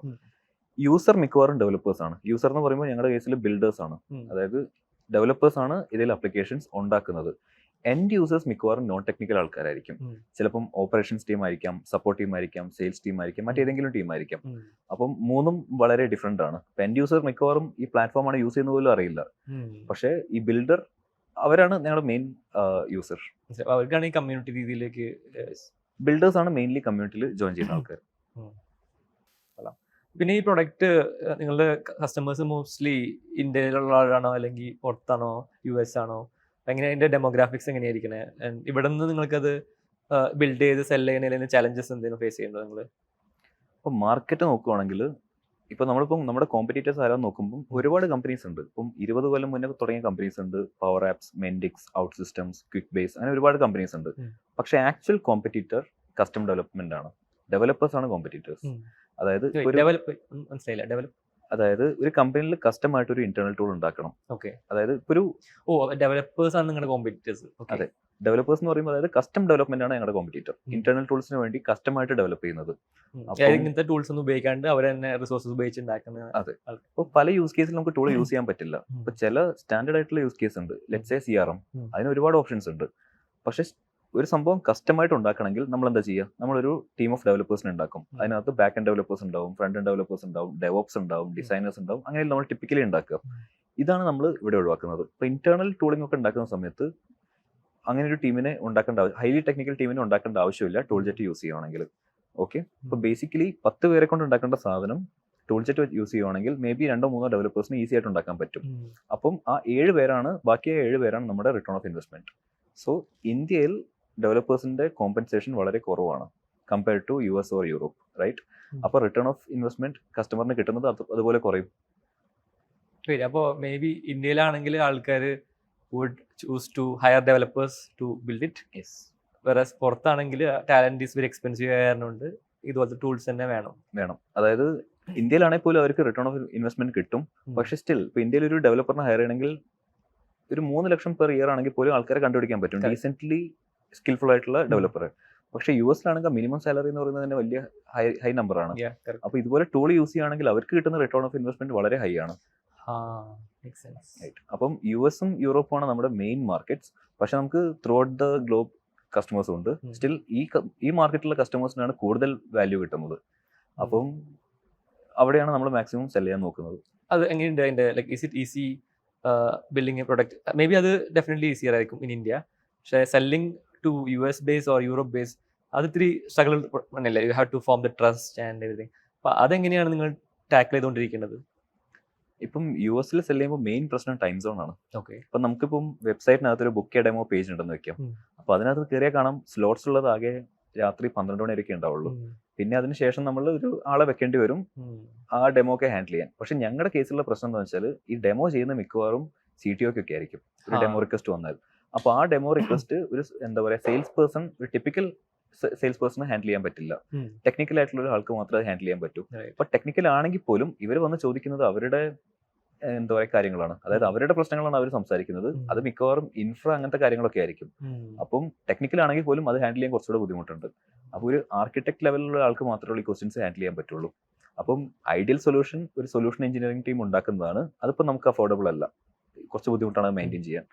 അപ്പം ഇപ്പം നമ്മൾ തന്നെയാണ് സെല് ചെയ്യുന്നത്. ഏതർ ഞാൻ അല്ലെങ്കിൽ നമ്മുടെ CTO ഉണ്ട്, അവനാണ് കോളിൽ കയറുന്നത്. പക്ഷെ അതിനൊരു ലിമിറ്റ് ഉണ്ട്. ഒരു 2 മണിക്കൊക്കെ ശേഷം നമ്മുടെ ബ്രെയിൻ അത്രയും വർക്ക് ആവില്ല. അപ്പം ആ ഒരു ടൈം സോണിന്റെ പ്രശ്നമുണ്ട്. പിന്നെ ഈ ബുക്ക് ഡെമോ പേജ് പോയാൽ തന്നെ അവർക്കറിയാം ഓക്കെ ഇത് ഇന്ത്യൻ കമ്പനിയാണ്, കാരണം സ്ലോട്ട് ഈ സമയം വരെ ഉള്ളൂ. അപ്പം അവർക്ക് ഇന്ത്യക്കാർക്ക് അഗെയിൻസ്റ്റ് ആയിട്ടോ അല്ലെങ്കിൽ അങ്ങനെ ഒരു കാര്യം പ്രശ്നമില്ല. പ്രശ്നം ടൈം സോൺ ആണ്. ഓക്കെ, ഇന്ത്യൻ പ്രൊഡക്റ്റോ ഇന്ത്യക്കാരോ അവർക്ക് യാതൊരു പ്രശ്നമില്ല. പക്ഷേ നമ്മളൊരു പ്രൊഡക്റ്റ് വാങ്ങിക്കുമ്പോൾ അതിന്റെ സപ്പോർട്ട് മറ്റൊരു ടൈം സോണിലാണെങ്കിൽ അതൊരു കോൺഫിഡൻസ് തരുന്നില്ല. അപ്പൊ സെയിൽസ് ഈ ടൈം സോണിലാണെങ്കിൽ സപ്പോർട്ടും ആ ടൈം സോണിലാണെന്നുള്ളൊരു അസംഷൻ വരും അവിടെ. അപ്പം അത് നമ്മൾ മാക്സിമം ഒഴിവാക്കണം. അപ്പം ഇതൊരു മെയിൻ ചലഞ്ചാണ് ആക്ച്വലി. അപ്പം എന്റെ പ്ലാൻ എന്താണെന്ന് വെച്ചാൽ ഞാൻ US-ലേക്ക് മൂവ് ചെയ്യാനുള്ള പ്ലാനിലാണ്. അപ്പോൾ നമ്മുടെ ഫ്രണ്ട് ഓഫീസ്, അതായത് സെയിൽസ് അവിടെ തന്നെ ബിൽഡ് ചെയ്യണം. എന്നാലേ ഉള്ളൂ കസ്റ്റമേഴ്സിനെ കോൺഫിഡൻസ് ഉണ്ടാവുള്ളൂ. അപ്പൊ ആ ഒരു പ്രശ്നമുണ്ട്. ഈ പറഞ്ഞ കലണ്ടറിൽ അല്ലെങ്കിൽ കലണ്ടറിലെങ്കിൽ ഈ ടൈം സോൺ കാര്യം അങ്ങനെ പെർസീവ് ചെയ്യാനുള്ള കാര്യം ഇപ്പോഴാണ് എനിക്ക് മനസ്സിലായത്. ലൈക്ക് മേക്ക് സെൻസ് ആണ്, ശരിയാണ്. അപ്പോൾ അവരായാലും ഒരു പ്രൊഡക്റ്റ് ബൈ ചെയ്യുമ്പോൾ അവരുടെ മോർണിംഗ് ടൈം ആവും, പക്ഷെ നമ്മളിവിടെ രാത്രി ഉറക്കം വയ്ക്കുന്ന സമയമാണ്. അപ്പോൾ അത് അവരെ വേറെ ഇതിൽ എടുക്കാം. ലൈക്ക് അതൊരു വെരി ഇമ്പോർട്ടൻറ്റ് പോയിന്റ് ആണ്. അതെ അതെ. ഇപ്പം നമ്മളിപ്പം ഈ ഡെമോ കോൾ എടുക്കുമ്പോൾ അവർക്ക് പകലായിരിക്കും, നമുക്ക് രാത്രിയായിരിക്കും. ആ. ആ ബാക്ക്ഗ്രൗണ്ടിനകത്ത് ലൈറ്റുള്ള ഒരു സാധനം കാണുമ്പോൾ തന്നെ അത് കുറെ ഡിഫറൻസ് ഉണ്ടാക്കും. കാരണം കോൺഫിഡൻസ് നന്നായിട്ട് കൂടും അവിടെ. ഞാനും കുറച്ച് ഞങ്ങളുടെ ക്ലയൻസിന് വേണ്ടി US കോൾസ് എടുക്കാറുണ്ട്. അപ്പോൾ നമ്മൾ ഇരുട്ടത്തും ഇങ്ങനെ ലിറ്ററലി വേറെ അവസ്ഥയിലാണ്. പക്ഷെ അവരാണെങ്കിൽ മോർണിംഗിലേക്ക് ചായ കുടിക്കേണ്ട, നമുക്കത് പറ്റില്ല. എക്സാക്ട്ലി, റിലേറ്റ് ചെയ്യാനും പറ്റില്ല. പിന്നെ അത് മാത്രമല്ല, അവിടുന്ന് സെല് ചെയ്യുന്നതിന് ഒരുപാട് അഡ്വാൻറ്റേജസ് ഉണ്ട്. ഒന്നാമത്, ഈ കോവിഡിന് മുന്നേ മിക്കവാറും സെയിൽസ് നടന്നുകൊണ്ടിരുന്നത് ഇൻ പേഴ്സൺ ആയിരുന്നു. ഈ എന്റർപ്രൈസ് സെയിൽസ് ഒക്കെ നടന്നുകൊണ്ടിരുന്നത്. അപ്പൊ നമുക്കൊരു കമ്പനിയിൽ നിന്ന് ഒരു 10 പേര് യൂസ് ചെയ്തു, വാല്യൂ കിട്ടി, അവർ ഡെമോ റിക്വസ്റ്റ് ചെയ്തു, നമ്മൾ അവർക്ക് ഡെമോ ചെയ്യണം. അത് കഴിഞ്ഞിട്ടുള്ള ഒരു സ്റ്റെപ്പ് ഉണ്ട്. അപ്പൊ ഒരു 5K വരെ, 5K ACV, അതായത് ഏർലി 5K കിട്ടുന്ന ഡീലൊക്കെ വരെ മിക്കവാറും അവർ കാർഡ് എടുത്ത് തരും. നമ്മൾ ഈസി ആയിട്ടുള്ള ഡീലാണ് അത്. വെബ്സൈറ്റിൽ തന്നെ അവർക്ക് ലൈസൻസ് പർച്ചേസ് ചെയ്ത് പോകാം. പക്ഷെ അതിന്റെ മേലോട്ടൊക്കെ പോകുന്ന സമയത്ത് ആൾക്കാർക്ക് നേരിട്ട് കാണുന്നത് ഒരു 20K അബോ ആലോചിക്കാം. നേരിട്ട് കണ്ട് ഡീല് ക്ലോസ് ചെയ്യുന്നതിനോടാണ് താല്പര്യം. അപ്പം ആസ് എ സ്മോൾ കമ്പനി നമുക്ക് ഇവിടെ ഇരുന്നിട്ട് ക്രെഡിബിലിറ്റി ഉണ്ടാക്കാൻ പറ്റില്ല. ഇപ്പം ഒരു കസ്റ്റമർ ലെറ്റ്സ് സേ അവർ ന്യൂയോർക്കിൽ ബേസ്ഡ് ആണ്. ഇപ്പം ഞാനിപ്പോൾ US എവിടെയെങ്കിലും ആണെങ്കിൽ എനിക്ക് പറയാൻ പറ്റും, ഓക്കെ ഞാൻ അടുത്ത ആഴ്ച ന്യൂയോർക്കിൽ വരുന്നുണ്ട്, ഈ ദിവസങ്ങൾ നിങ്ങൾ ഫ്രീ ആണോ എന്ന് ചോദിക്കാൻ പറ്റും, ഈവൻ ദോ ഞാൻ പോകുന്നില്ലെങ്കിലും. അപ്പം എനിക്ക് അവിടെ നിന്ന് ഫ്ലൈറ്റ് എടുത്ത് പോകാവുന്നേ ഉള്ളൂ. അപ്പം നേരിട്ട് പോയിട്ട് നമ്മൾ പിച്ച് ചെയ്യുമ്പോൾ അവർക്ക് കുറച്ചുകൂടി ഒരു കോൺഫിഡൻസ് കിട്ടും. അപ്പം അത് കുറച്ച് നല്ലതാണ് ഏർലി സ്റ്റേജസിൽ. എനിക്ക് തോന്നുന്നു ഇവിടുന്ന് like from India to US flight എടുക്കുന്ന, പക്ഷേ 24 hours ഉണ്ടല്ലേ, അതിന്റെ ജെറ്റ് ലാഗും അതിന്റെ ടയർഡ്നെസ് ഉണ്ടാവും. സോ എന്തായാലും US മാറായിരിക്കും റൈറ്റ് ഓപ്ഷൻ. എക്സാക്ട്ലി. നമുക്കാണെങ്കിൽ നമ്മുടെ പ്രൊഡക്റ്റീവ് എഞ്ചിനീയറിംഗ് കംപ്ലീറ്റ്ലി ഇന്ത്യയിലാണ്. കറന്റ്ലി ഞാൻ അവർക്കൊരു ബോട്ടിൽ നെക്ക് അല്ല, അധികം കോൺവെർസേഷൻ ആവശ്യം വരാറില്ല. അപ്പം ഇപ്പം വേണമെങ്കിൽ തന്നെ ഡെയിലി ഒരു 2-3 മണിക്കൂർ ഓവർലാപ്പ് മതി. അപ്പം മൂവ് ചെയ്യുകയാണെങ്കിൽ can be closer to the customers and investors. അപ്പം അതൊരു വേറെ ടോപ്പിക്കാണ്. അതായത് നമ്മളിപ്പോൾ ഡെവലപ്പർ ടൂൾ ഉണ്ടാക്കുമ്പോൾ അത് മനസ്സിലാവുന്ന ഇൻവെസ്റ്റേഴ്സും കുറവാണ്. അതിന് ചോദിക്കാൻ വരായിരുന്നു. അതായത് ഈ പറഞ്ഞ ഇന്ത്യയിലെ ചിലപ്പോൾ ആൾക്കാർക്ക് അധികം ഫെമിലർ ആയിരിക്കില്ല. അപ്പോൾ ഈ ഒരു ടൂള് ലോഞ്ച് ചെയ്ത സമയത്ത് തന്നെ ഈ എന്താ the firm's U reached out or they reached out, അവർക്ക് ഇത് മനസ്സിലാക്കാൻ ടൈം എടുത്തോ? എങ്ങനെയാണ് അതിന്റെ അവിടെ ഫേസ് ചെയ്ത ചാലഞ്ചസ് എന്തൊക്കെയായിരുന്നു? മെയിൻ ചലഞ്ച് എന്താണെന്ന് വെച്ചാൽ ആർക്കും ഡെവലപ്പർ ടൂൾ അത്രയും ഈസി ആയിട്ട് അണ്ടർസ്റ്റാൻഡ് ചെയ്യാൻ പറ്റില്ല. ഇപ്പൊ പലപ്പോഴും ഇൻവെസ്റ്റേഴ്സ് ചോദിക്കുന്നത് റവന്യൂ പ്രൊജക്ഷൻ അങ്ങനത്തെ കാര്യങ്ങളൊക്കെയാണ്. പക്ഷെ ഒരു ഡെവലപ്പർ ടൂളിന്റെ ഇനീഷ്യൽ സ്റ്റേജസിൽ എസ്പെഷ്യലി ഫോർ ഓപ്പൺ സോഴ്സ് എങ്ങനെയാണ് മൈൻഡ് ഷെയർ ഉണ്ടാക്കുന്നത്, എങ്ങനെയാണ് കമ്മ്യൂണിറ്റി ഉണ്ടാക്കുന്നത്, എങ്ങനെ നിങ്ങൾ അഡോപ്ഷൻ ഉണ്ടാക്കുക, അതൊക്കെയാണ് കാര്യം. ഈ അഡോപ്ഷനാണ് നമ്മൾ പിന്നീട് മോണിറ്റൈസ് ചെയ്യുന്നത്. അപ്പം ആദ്യം തന്നെ നമ്മൾ മോണിറ്റൈസ് ചെയ്യാൻ പോയതാണെങ്കിൽ ഈ കമ്മ്യൂണിറ്റിയിൽ എല്ലാവരെയും നമ്മൾ വെറുപ്പിക്കും. അതായത് നമുക്ക് പ്രൊഡക്റ്റ് എന്താണെന്ന് അറിയില്ല, നമുക്ക് എല്ലാം ഫിഗർ ഔട്ട് ചെയ്യാണ്. ആ സമയത്ത് നമ്മൾ കാശും ചോദിക്കുന്നുണ്ട്. അപ്പം കമ്മ്യൂണിറ്റി ബിൽഡിംഗ് വളരെ ഇമ്പോർട്ടന്റ് ആണ്. അപ്പൊ ഇത് മനസ്സിലാക്കുന്ന ഇൻവെസ്റ്റേഴ്സ് വളരെ കുറവാണ്. അപ്പൊ ഫോർച്യൂണേറ്റ്ലി നമ്മുടെ കേസിൽ നെക്സസ് വെഞ്ചർ പാർട്ട്നേഴ്സ് ഉണ്ട്. അവർ ഏകദേശം 15 ഓപ്പൺ സോഴ്സ് കമ്പനീസിൽ ആ സമയത്ത് ഇൻവെസ്റ്റ് ചെയ്തിട്ടുണ്ടായിരുന്നു. പിന്നെ ഡെവ് ടൂളിംഗ് കമ്പനീസും. ഇപ്പൊ പോസ്റ്റ്മാനിലെ ഫസ്റ്റ് ചെക്ക് അവരായിരുന്നു, ഹസുരയിലെ ഫസ്റ്റ് ചെക്ക് അവരായിരുന്നു. അപ്പം ഇങ്ങനെ ഒരുപാട് കമ്പനീസ് അവരുടെ പോർട്ട്ഫോളിയോയിൽ ഉള്ളതുകൊണ്ട് നമുക്ക് കോൺഫിഡൻസ് കിട്ടും. ഓക്കെ, ഇവന്മാർക്ക് ഈ കാര്യം അറിയാം, കമ്മ്യൂണിക്കേറ്റ് ചെയ്യാൻ വളരെ ഈസി ആയിരിക്കും. അപ്പൊ കോൾ എടുത്തപ്പോൾ തന്നെ കാര്യം മനസ്സിലായി, ഓക്കെ ഇവന്മാർക്ക് ഏരിയ നന്നായിട്ട് അറിയാം. ഇതുപോലെ ഹാൻഡ്ഫുൾ ആയിട്ടുള്ള കുറച്ച് ഫേംസ് മാത്രമേ ഇന്ത്യയിലുള്ളൂ. പക്ഷെ വാലിയിലെ കേസാണെങ്കിൽ അവിടെ ഒരുപാട് പേർക്ക് ഇതിൽ ഇൻവെസ്റ്റ് ചെയ്ത ശീലമുണ്ട്. ഇപ്പൊ പല ഇൻവെസ്റ്റേഴ്സ് ഉണ്ട്. ഇപ്പൊ ഡോക്കർ, ഗിറ്റബ്, ഗിറ്റ് ലാബ്, മോങ്കോ, അങ്ങനെ ഒരുപാട് കമ്പനീസിൽ ഇൻവെസ്റ്റ് ചെയ്ത ഒരുപാട് ഇൻവെസ്റ്റേഴ്സ് ഉണ്ട്. അപ്പൊ പൂൾ സൈസ് നമുക്ക് അവിടെ കുറച്ചുകൂടെ വലുതാണ്. പിന്നെ ഈ കോവിഡിന്റെ ഇടയിൽ ഫണ്ട് റൈസിംഗ് ഒക്കെ സൂം വഴിയൊക്കെ നടക്കുമായിരുന്നു. ഇനി മുന്നോട്ട് പോകണമെങ്കിൽ ഇൻ പേഴ്സൺ മീറ്റിംഗ്സ് തന്നെയാണ് ബെറ്റർ. അപ്പം മൂവ് ചെയ്യുന്നത് ഈ 2 കാരണങ്ങളാണ് മെയിൻ ആയിട്ട്, കസ്റ്റമേഴ്സും സെക്കൻഡ്ലി ഇൻവെസ്റ്റേഴ്സും. പിന്നെ ഞാൻ ചോദിക്കുന്നത്, ഈ ഒരു സോളോ ഫൗണ്ടർ ആയിരുന്നല്ലോ, പിന്നെ ഈ ഒരു CTO ഇപ്പോഴെന്താണ് റീസെന്റ് ഹയർ ചെയ്തത്. അപ്പോൾ ആ ഒരു പ്രോസസ് എങ്ങനെയായിരുന്നു? ആൻഡ് CTOന്റെ നീഡ് അവിടെ ഉണ്ടായിരുന്നു എന്നുള്ളതൊക്കെയാണ്. അതൊരു എന്താ പറയാ, ആദ്യം തന്നെ ലോഞ്ച് ചെയ്തപ്പോൾ തന്നെ അറിയായിരുന്നു എനിക്ക് രണ്ടും കൂടെ ചെയ്യാൻ പറ്റില്ല, അതാർക്കും പറ്റില്ല. അത് അതായത് ഇൻവെസ്റ്റേഴ്സിനും കസ്റ്റമേഴ്സിനും മാനേജ് ചെയ്യണം, ഒപ്പം തന്നെ പ്രൊഡക്റ്റ് ഡെവലപ്പ് ചെയ്യുകയും ചെയ്യണം, അല്ലെങ്കിൽ എല്ലാം ചെയ്യേണ്ടി വരും. അതായത് നമ്മൾ പ്രൊഡക്റ്റ് റിവ്യൂ ചെയ്യുന്നത് നമ്മൾ, അതായത് കോഡ് റിവ്യൂ ചെയ്യുന്നത് നമ്മളാണ്, ടെക്നോളജിയിൽ പുതിയതായിട്ട് എന്ത് കൊണ്ടുവരണം തീരുമാനിക്കുന്നത് നമ്മളാണ്, കസ്റ്റമേഴ്സിനോട് സംസാരിക്കുന്നത് നമ്മളാണ്, ഇൻവെസ്റ്റേഴ്സിനെ ഹാൻഡിൽ ചെയ്യുന്നത് നമ്മളാണ്. അതെല്ലാം കൂടെ പറ്റില്ല. അപ്പം എയ്തർ CEO ആവാം അല്ലെങ്കിൽ CTO ആവാം. CTO ആയിട്ട് എന്താ പറയാ, നമുക്ക് ടെക്നിക്കൽ ഡിസിഷൻസ് എല്ലാം എടുക്കാം, ആ ഒരു പാത്തിൽ പോവാം. അപ്പൊ ഞാൻ CEO ആണ് ചോസ് ചെയ്തത്. കാരണം എന്താ വെച്ചാൽ അതായിരുന്നു കുറച്ചുകൂടെ താല്പര്യം. ഇപ്പൊ നമ്മള് അപ്പൊ ഇങ്ങനെ ഒരു ഹൈലി ടെക്നിക്കൽ പ്രൊഡക്റ്റ് ആയതുകൊണ്ട് CEOയും ടെക് അറിഞ്ഞിരിക്കണം. ഇപ്പൊ ഒരു മറ്റെന്തെങ്കിലും ഇപ്പൊ ഒരു സെയിൽസ് ടെക് ടൂൾ ഉണ്ടാക്കുവാണെങ്കിൽ ആൾക്ക് ആ സെയിൽസ് ആണ് കൂടുതൽ അറിഞ്ഞിരിക്കേണ്ടത്. കാരണം ടെക് അതിന്റെ ഒരു സൈഡ് മാത്രമാണ്, ടെക് ഫസ്റ്റ് അല്ല ബിസിനസ്. അപ്പൊ നമ്മുടെ കേസിൽ പ്രൊഡക്റ്റ് ഹൈലി ടെക്നിക്കലാണ്. ഇപ്പൊ ഇവിടെ ഒരു ടെക് അറിയാത്തൊരു CEOനെ കൊണ്ടുവച്ചാണെങ്കിൽ കൊള്ളാം. ഭയങ്കര ബുദ്ധിമുട്ടായിരിക്കും. Yeah. അതെ ഇപ്പോൾ ഒരു ടെക് അറിയാത്ത ആളാണെങ്കിൽ ആൾ ഉദ്ദേശിക്കുന്നത് ഒരു നോ കോഡ് ഡിറക്ഷനിലായിരിക്കും. അതായത് മാക്സിമം കോഡ് ഒഴിവാക്കാം. ഇപ്പോൾ ഒരു എയർ ടേബിൾ, ഗൂഗിൾ ഷീറ്റ്സ് ആ ഒരു ഡയറക്ഷനിലാണ് ആൾക്കാർ ആലോചിക്കുക. ഇനിയിപ്പം വൺ ടെക് ആയിട്ടുള്ള ആൾക്കാരാണെങ്കിൽ അവർ എൻറ്റയർലി വേറെ ഡയറക്ഷനിൽ ആലോചിക്കുക, അതായത് മാക്സിമം കോഡ് എന്നുള്ളത്. നമുക്ക് ഇതിന്റെ രണ്ടിന്റെ ഇടയിൽ കിടക്കുന്ന ലോ കോഡ് എന്നുള്ള കാറ്റഗറിയാണ് നമ്മുടേത്. അതായത് നോ കോഡിൽ ഒട്ടും കോഡില്ല.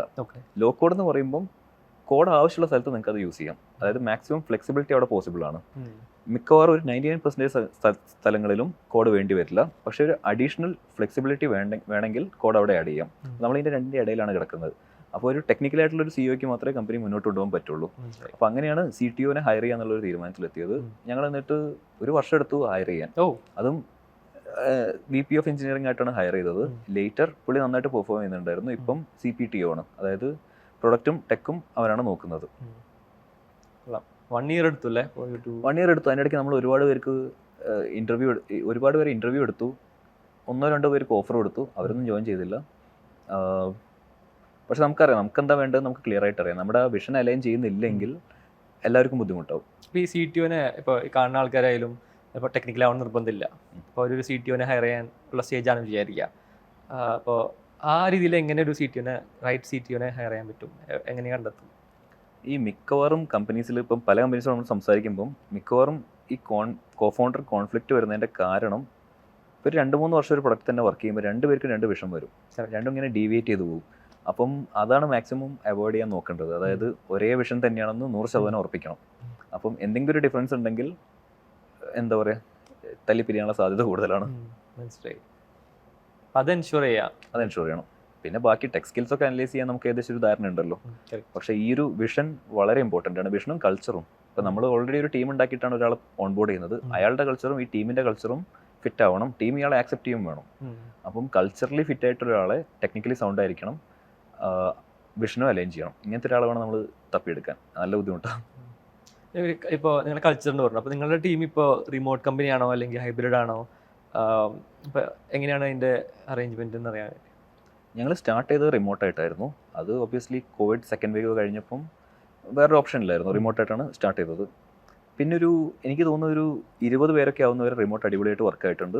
പക്ഷേ again remote is not for everyone. ഇപ്പോൾ ചിലർക്ക് അത് നന്നായിട്ട് വർക്കാവും, അവർ ഡിസിപ്ലിൻഡ് ആണ്, ഓർഗനൈസ്ഡ് ആണ്, എല്ലാം ആണ്. പക്ഷേ മറ്റു ചിലർക്ക് ചിലപ്പം വീട്ടിൽ പല ഡിസ്ട്രാക്ഷൻസും ഉണ്ടായെന്ന് വെക്കാം.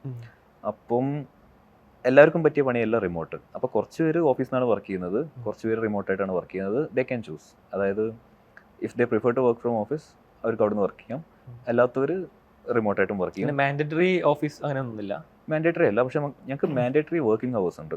അതായത് ഒരു 12 to 5 മാൻഡേറ്ററി വർക്ക് ചെയ്യണം. അതിൻ്റെ കാരണം എന്താണെന്ന് വെച്ചാൽ ഇപ്പം നമുക്കൊരു പ്രൊഡക്റ്റ് റിലീസ് ഉണ്ടെന്ന് വെക്കാം, അതിനകത്തൊരു ബഗ് വന്നു അല്ലെങ്കിൽ എന്തെങ്കിലും ക്വസ്റ്റ്യൻ വന്നു. ആ സമയത്ത് ഈ ഡെവലപ്പർ ഉറങ്ങുവാണെങ്കിൽ അയാൾ എണീക്കുന്നവരെ വെയിറ്റ് ചെയ്യണ്ടേ. ഇപ്പോൾ ലെറ്റ്സ് സേ ഡെവലപ്പർ വർക്ക് ചെയ്യുന്നത് വൈകിട്ട് 5 മണി മുതൽ രാവിലെ 3 മണി വരെയാന്ന് വെക്കാം. അപ്പോൾ അയാൾ വരുന്നവരെ വെയിറ്റ് ചെയ്യണം. അപ്പോഴേക്കും 5 മണിക്ക് എൻ്റെ ആൾക്കാർ പോയിട്ടുണ്ടാവും.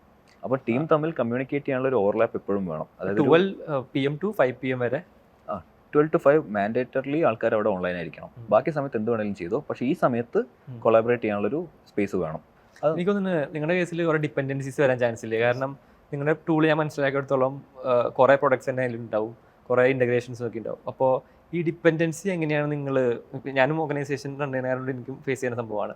അതെങ്ങനെ നിങ്ങൾ പരമാവധി സോൾവ് ചെയ്യണം ഡിപ്പെൻഡൻസീസ്? അല്ലെങ്കിൽ നിങ്ങളെല്ലാവരും ടൂൾസ് ഉപയോഗിക്കുന്നുണ്ടോ? ലൈക്ക് ഇവിടെ നിങ്ങൾ ടൂൾ ജെറ്റിൽ ഉപയോഗിക്കുന്ന ഇൻറ്റേർണൽ ജിറയോ അല്ലെങ്കിൽ പ്രൊഡക്റ്റ് മാനേജ്മെൻറ്റോ അതിനെപ്പറ്റി അറിഞ്ഞാൽ കൊള്ളാമെന്നുണ്ട്. അപ്പോൾ ഞങ്ങൾ കാര്യമായിട്ട് യൂസ് ചെയ്യുന്ന ഗിറ്റബ് ഇഷ്യൂസ് ആണ്. ഗിറ്റബ് ഇഷ്യൂസ് ഉണ്ട്. ഗിറ്റബിന് പ്രൊജക്ട്സ് എന്ന് പറഞ്ഞൊരു പ്രൊഡക്റ്റും ഉണ്ട്, അതായത് അതിനകത്ത് തന്നെ. അപ്പം ഇതെല്ലാം ജിറയുടെ എല്ലാ ഫീച്ചേഴ്സും ഉണ്ടാവില്ല, പക്ഷെ നമുക്ക് വേണ്ട എല്ലാം അതിനകത്തുണ്ട്. പിന്നെ കമ്പനിയുടെ ഒരു പാർട്ട് പബ്ലിക് അല്ലേ, അതായത് നമ്മുടെ റോഡ് മാപ്പ് പബ്ലിക്കാണ്. അതുപോലെ നമ്മൾ പുതിയതായിട്ട് വർക്ക് ചെയ്യുന്ന ഫീച്ചേഴ്സും ബഗ് റിക്വസ്റ്റും എല്ലാം പബ്ലിക്കാണ്. അപ്പോൾ ഇതിൻ്റെ എല്ലാം ഡിസ്ക്രിപ്ഷൻ എല്ലാം നമ്മൾ ഗിറ്റബ് തന്നെയാണ് കീപ്പ് ചെയ്യുന്നത്. അതാകുമ്പോൾ കമ്മ്യൂണിറ്റിക്കും കാണാം. ഇപ്പോൾ ഫോർ എക്സാമ്പിൾ ഇപ്പോൾ ഒരു കസ്റ്റമർ വന്നിട്ട് ഈ ഒരു ബഗ് റിപ്പോർട്ട് ചെയ്തിരുന്നു, എന്താണ് അതിൻ്റെ സ്റ്റാറ്റസ് എന്ന് ചോദിക്കുമ്പോൾ നമുക്ക് ആ ഗിറ്റബ് ഇഷ്യൂ അയച്ചു കൊടുക്കാൻ പറ്റും.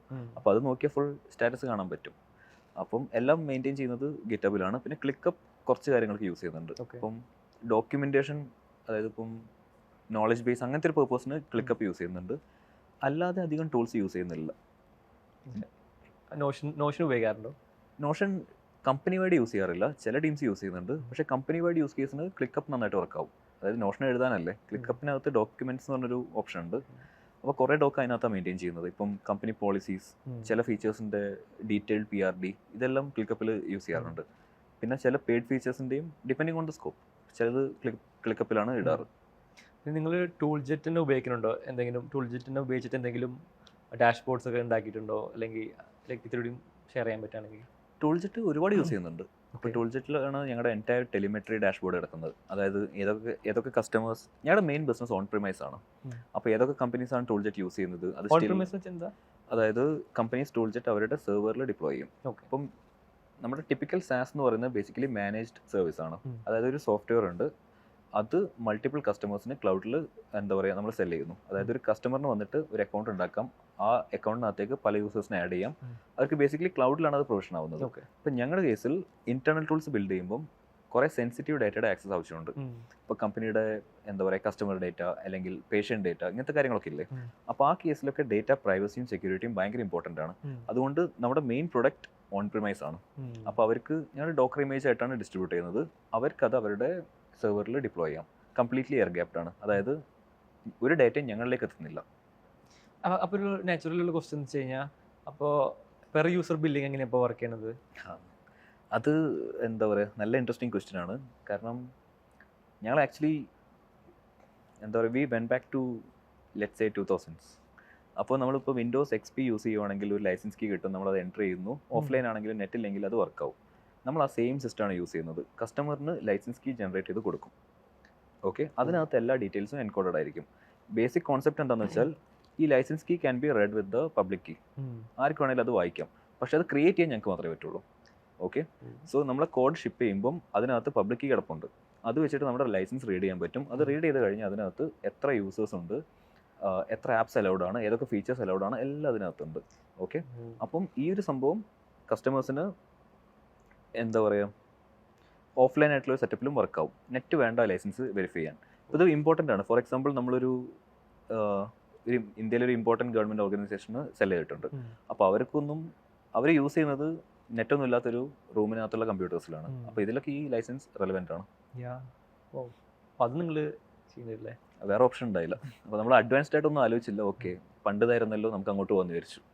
അപ്പോൾ അതും ലിങ്ക്ഡ് വിത്ത് ദെയർ URL ആണ്. ഇപ്പോൾ ടൂൾ ജെറ്റ് വെബ് ആപ്ലിക്കേഷൻ ആണല്ലോ, അപ്പോൾ ഒരു URL ആയിരിക്കും ഡിപ്ലോയ് ചെയ്യുന്നത്. അപ്പോൾ URL വെച്ചും ലൈസൻസ് ലോക്ക് ചെയ്യുന്നുണ്ട്. അപ്പോൾ അവർക്ക് മൾട്ടിപ്പിൾ ഇൻസ്റ്റൻസസിന് യൂസ് ചെയ്യാൻ പറ്റില്ല, അല്ലെങ്കിൽ മറ്റൊരു കമ്പനിക്ക് ആ ലൈസൻസ് യൂസ് ചെയ്യാൻ പറ്റില്ല. അങ്ങനെയൊക്കെ ഉണ്ടല്ലോ. ഞാൻ ആലോചിക്കാറുണ്ട്, നിങ്ങൾ ഡോക്കർ ഫയലായിട്ട് ഷെയർ ചെയ്യണമെങ്കിൽ ഡെഫിനറ്റ്ലി ഇതൊരു ഡോക്കർ ഇമേജ് പബ്ലിക് ആണ്. അത് മറ്റേ ജാവാസ്ക്രിപ്റ്റ് ആയതുകൊണ്ട് അത് വായിച്ചാൽ ആർക്കും ഒന്നും മനസ്സിലാവില്ല. അതായത് ബിൽഡ് ചെയ്ത ഫയൽ മാത്രമേ അതിനകത്തേക്ക് പോകുന്നുള്ളൂ, കോഡ് ബേസ് പോകുന്നില്ല. അപ്പം ഓവറോൾ അത് സേഫ് ആണ്. പിന്നെ നവനീതിൻ്റെ കേസിൽ നവനീത് ബുക്സ് വായിക്കുന്ന കൂട്ടത്തിലാണോ, അല്ലെങ്കിൽ ഏതൊക്കെ ടൈപ്പ് ജോണറിലുള്ള ബുക്സ് ആണ് വായിക്കാറും? പിന്നെ വേറെ ഫൗണ്ടേഴ്സിനോ അല്ലെങ്കിൽ ആൾക്കാർക്ക് റെക്കമെൻഡ് ചെയ്യാറുണ്ടോ? ലൈക്ക് ബുക്ക് റീഡിങ് ഹാബിറ്റ്സ് എങ്ങനെയാണ്? ഫ്രീക്വൻ്റ് ആണോ, ഡെയിലി വായിക്കുമോ, അല്ലെങ്കിൽ once in a blue moon ആണോ? ബുക്ക് നന്നായിട്ട് വായിക്കാറുണ്ട്. കാരണം പണ്ട് തൊട്ട് വായിക്കാറുണ്ടോ? അല്ലെങ്കിൽ പണ്ട് തൊട്ട് വായിക്കാറുണ്ട്. അതിപ്പം ചെറുതാകുമ്പോഴായാലും വായിക്കുന്ന ശീലം ഉണ്ടായിരുന്നു. അപ്പം മിക്കവാറും അന്നെല്ലാം വായിച്ചുകൊണ്ടിരുന്നത് ഈ റാൻഡം ഫിക്ഷൻ അല്ലെങ്കിൽ നോവൽ അങ്ങനത്തെ ഐറ്റംസ് ഒക്കെ ആയിരുന്നു. പിന്നെ ലേറ്റർ ഇപ്പം മെയിനായിട്ടും വായിക്കുന്നത് കുറച്ചുകൂടെ സീരിയസ് ആയിട്ടുള്ള സാധനങ്ങളാണ്. അതും ഈ ലീഡർഷിപ്പ്, എങ്ങനെ ലീഡറാവും അങ്ങനത്തെ കാര്യങ്ങളൊന്നുമല്ല. മിക്കവാറും സിമ്പിളായിട്ടുള്ള കുറേ ബുക്സാണ്. ഇപ്പോൾ ഫോർ എക്സാമ്പിൾ മാർക്കറ്റിങ്ങോ പൊസിഷനിങ്ങോ എങ്ങനെ സെയിൽസ് ചെയ്യാം, ഇങ്ങനെ ഒരുപാട് നല്ല നല്ല ബുക്സ് ഉണ്ട്. അപ്പം ഇതൊക്കെയാണ് ഇപ്പോൾ മെയിനായിട്ട് വായിക്കുന്നത്. പിന്നെ കുറച്ച് സൈക്കോളജിയിലും ചെറുതായിട്ട് ഇൻട്രസ്റ്റ് ഉണ്ട്.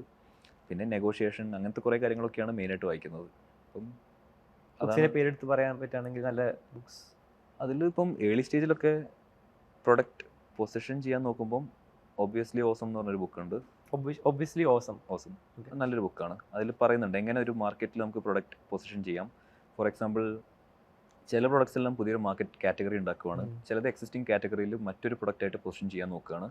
അപ്പം ഇങ്ങനത്തെ കേസസ് എല്ലാം ആ ബുക്കിൽ എക്സ്പ്ലെയിൻ ചെയ്യുന്നുണ്ട് സിമ്പിളായിട്ട്. പിന്നെ ഫൗണ്ടിങ് സെയിൽസ് എന്ന് പറഞ്ഞൊരു ബുക്കുണ്ട്. സ്ലൈറ്റ്ലി ഔട്ട്ഡേറ്റഡ് ആണ്, പക്ഷേ നല്ലൊരു ബുക്കാണ്.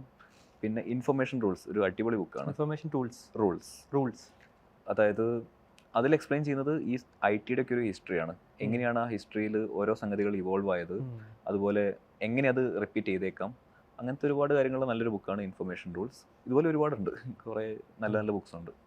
ഐ തിങ്ക് ആ കാറ്റഗറി ഫോർമേഷനിലൊരു ബുക്ക് ഞാനും വായിച്ചിട്ടുണ്ടായിരുന്നു. പേരും കൊണ്ട് എയിമിംഗ് ഫോർ എ ബില്യണോ എന്തോ ആണ്. സോ അതിൽ പറഞ്ഞ പോലെ പുതിയ കാറ്റഗറി എങ്ങനെ ഫോം ചെയ്തു, അതെങ്ങനെ ചെയ്യണം, എക്സിക്യൂട്ട് ചെയ്യാനുള്ളത്. എനിക്കൊന്ന് അതൊരു റെലവൻറ്റ് ബുക്കുമാണല്ലേ? അതെ. കാരണം നമ്മൾ പ്രൊഡക്റ്റ് ഉണ്ടാക്കുമ്പോഴും നമ്മൾ കാണുന്ന മിക്ക ഫൗണ്ടേഴ്സും ബിൽഡേഴ്സാണ്. അപ്പോൾ ഞങ്ങളും ആ ഒരു സ്റ്റേറ്റിലായിരുന്നു കുറച്ച് കാലം മുന്നേ വരെ. അതായത് നമുക്ക് ബിൽഡ് ചെയ്യാൻ അറിയാം, പക്ഷേ എങ്ങനെ മാർക്കറ്റ് ചെയ്യണം, എങ്ങനെ പൊസിഷൻ ചെയ്യണം, ഈ പൊസിഷനിങ് എന്ന് പറയുന്ന സാധനം ഉണ്ടെന്ന് തന്നെ അറിയുന്നത് തന്നെ അധികകാലം മുന്നേ അല്ലല്ലോ.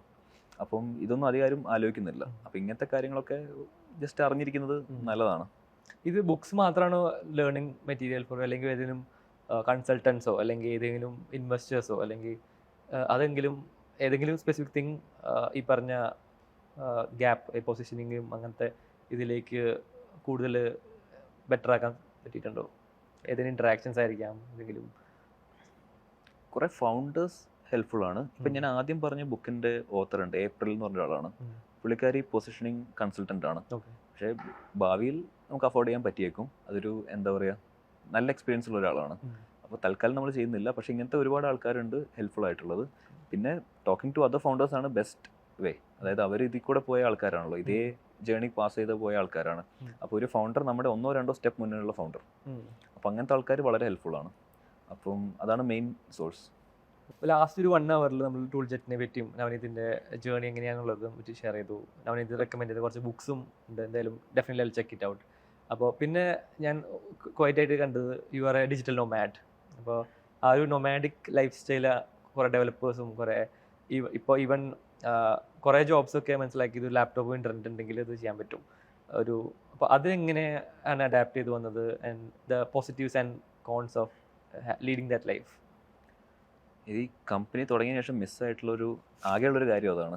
കാരണം എന്താ വെച്ചാൽ കൺസൾട്ടൻ്റായിട്ട് വർക്ക് ചെയ്ത സമയത്തെല്ലാം നമുക്ക് ഡെവലപ്പർ ആയിരുന്നല്ലോ, എവിടെ നിന്ന് വേണമെങ്കിലും വർക്ക് ചെയ്യാം. ക്ലയൻറ്റ് മിക്കവാറും US ആയിരിക്കും. അപ്പം രാത്രി മാത്രം ഒരു സ്റ്റാൻഡപ്പ് കോളോ അല്ലെങ്കിൽ എന്തെങ്കിലും ഒരു മീറ്റിംഗ് ഉണ്ടെങ്കിൽ രാത്രി ആയിരിക്കും.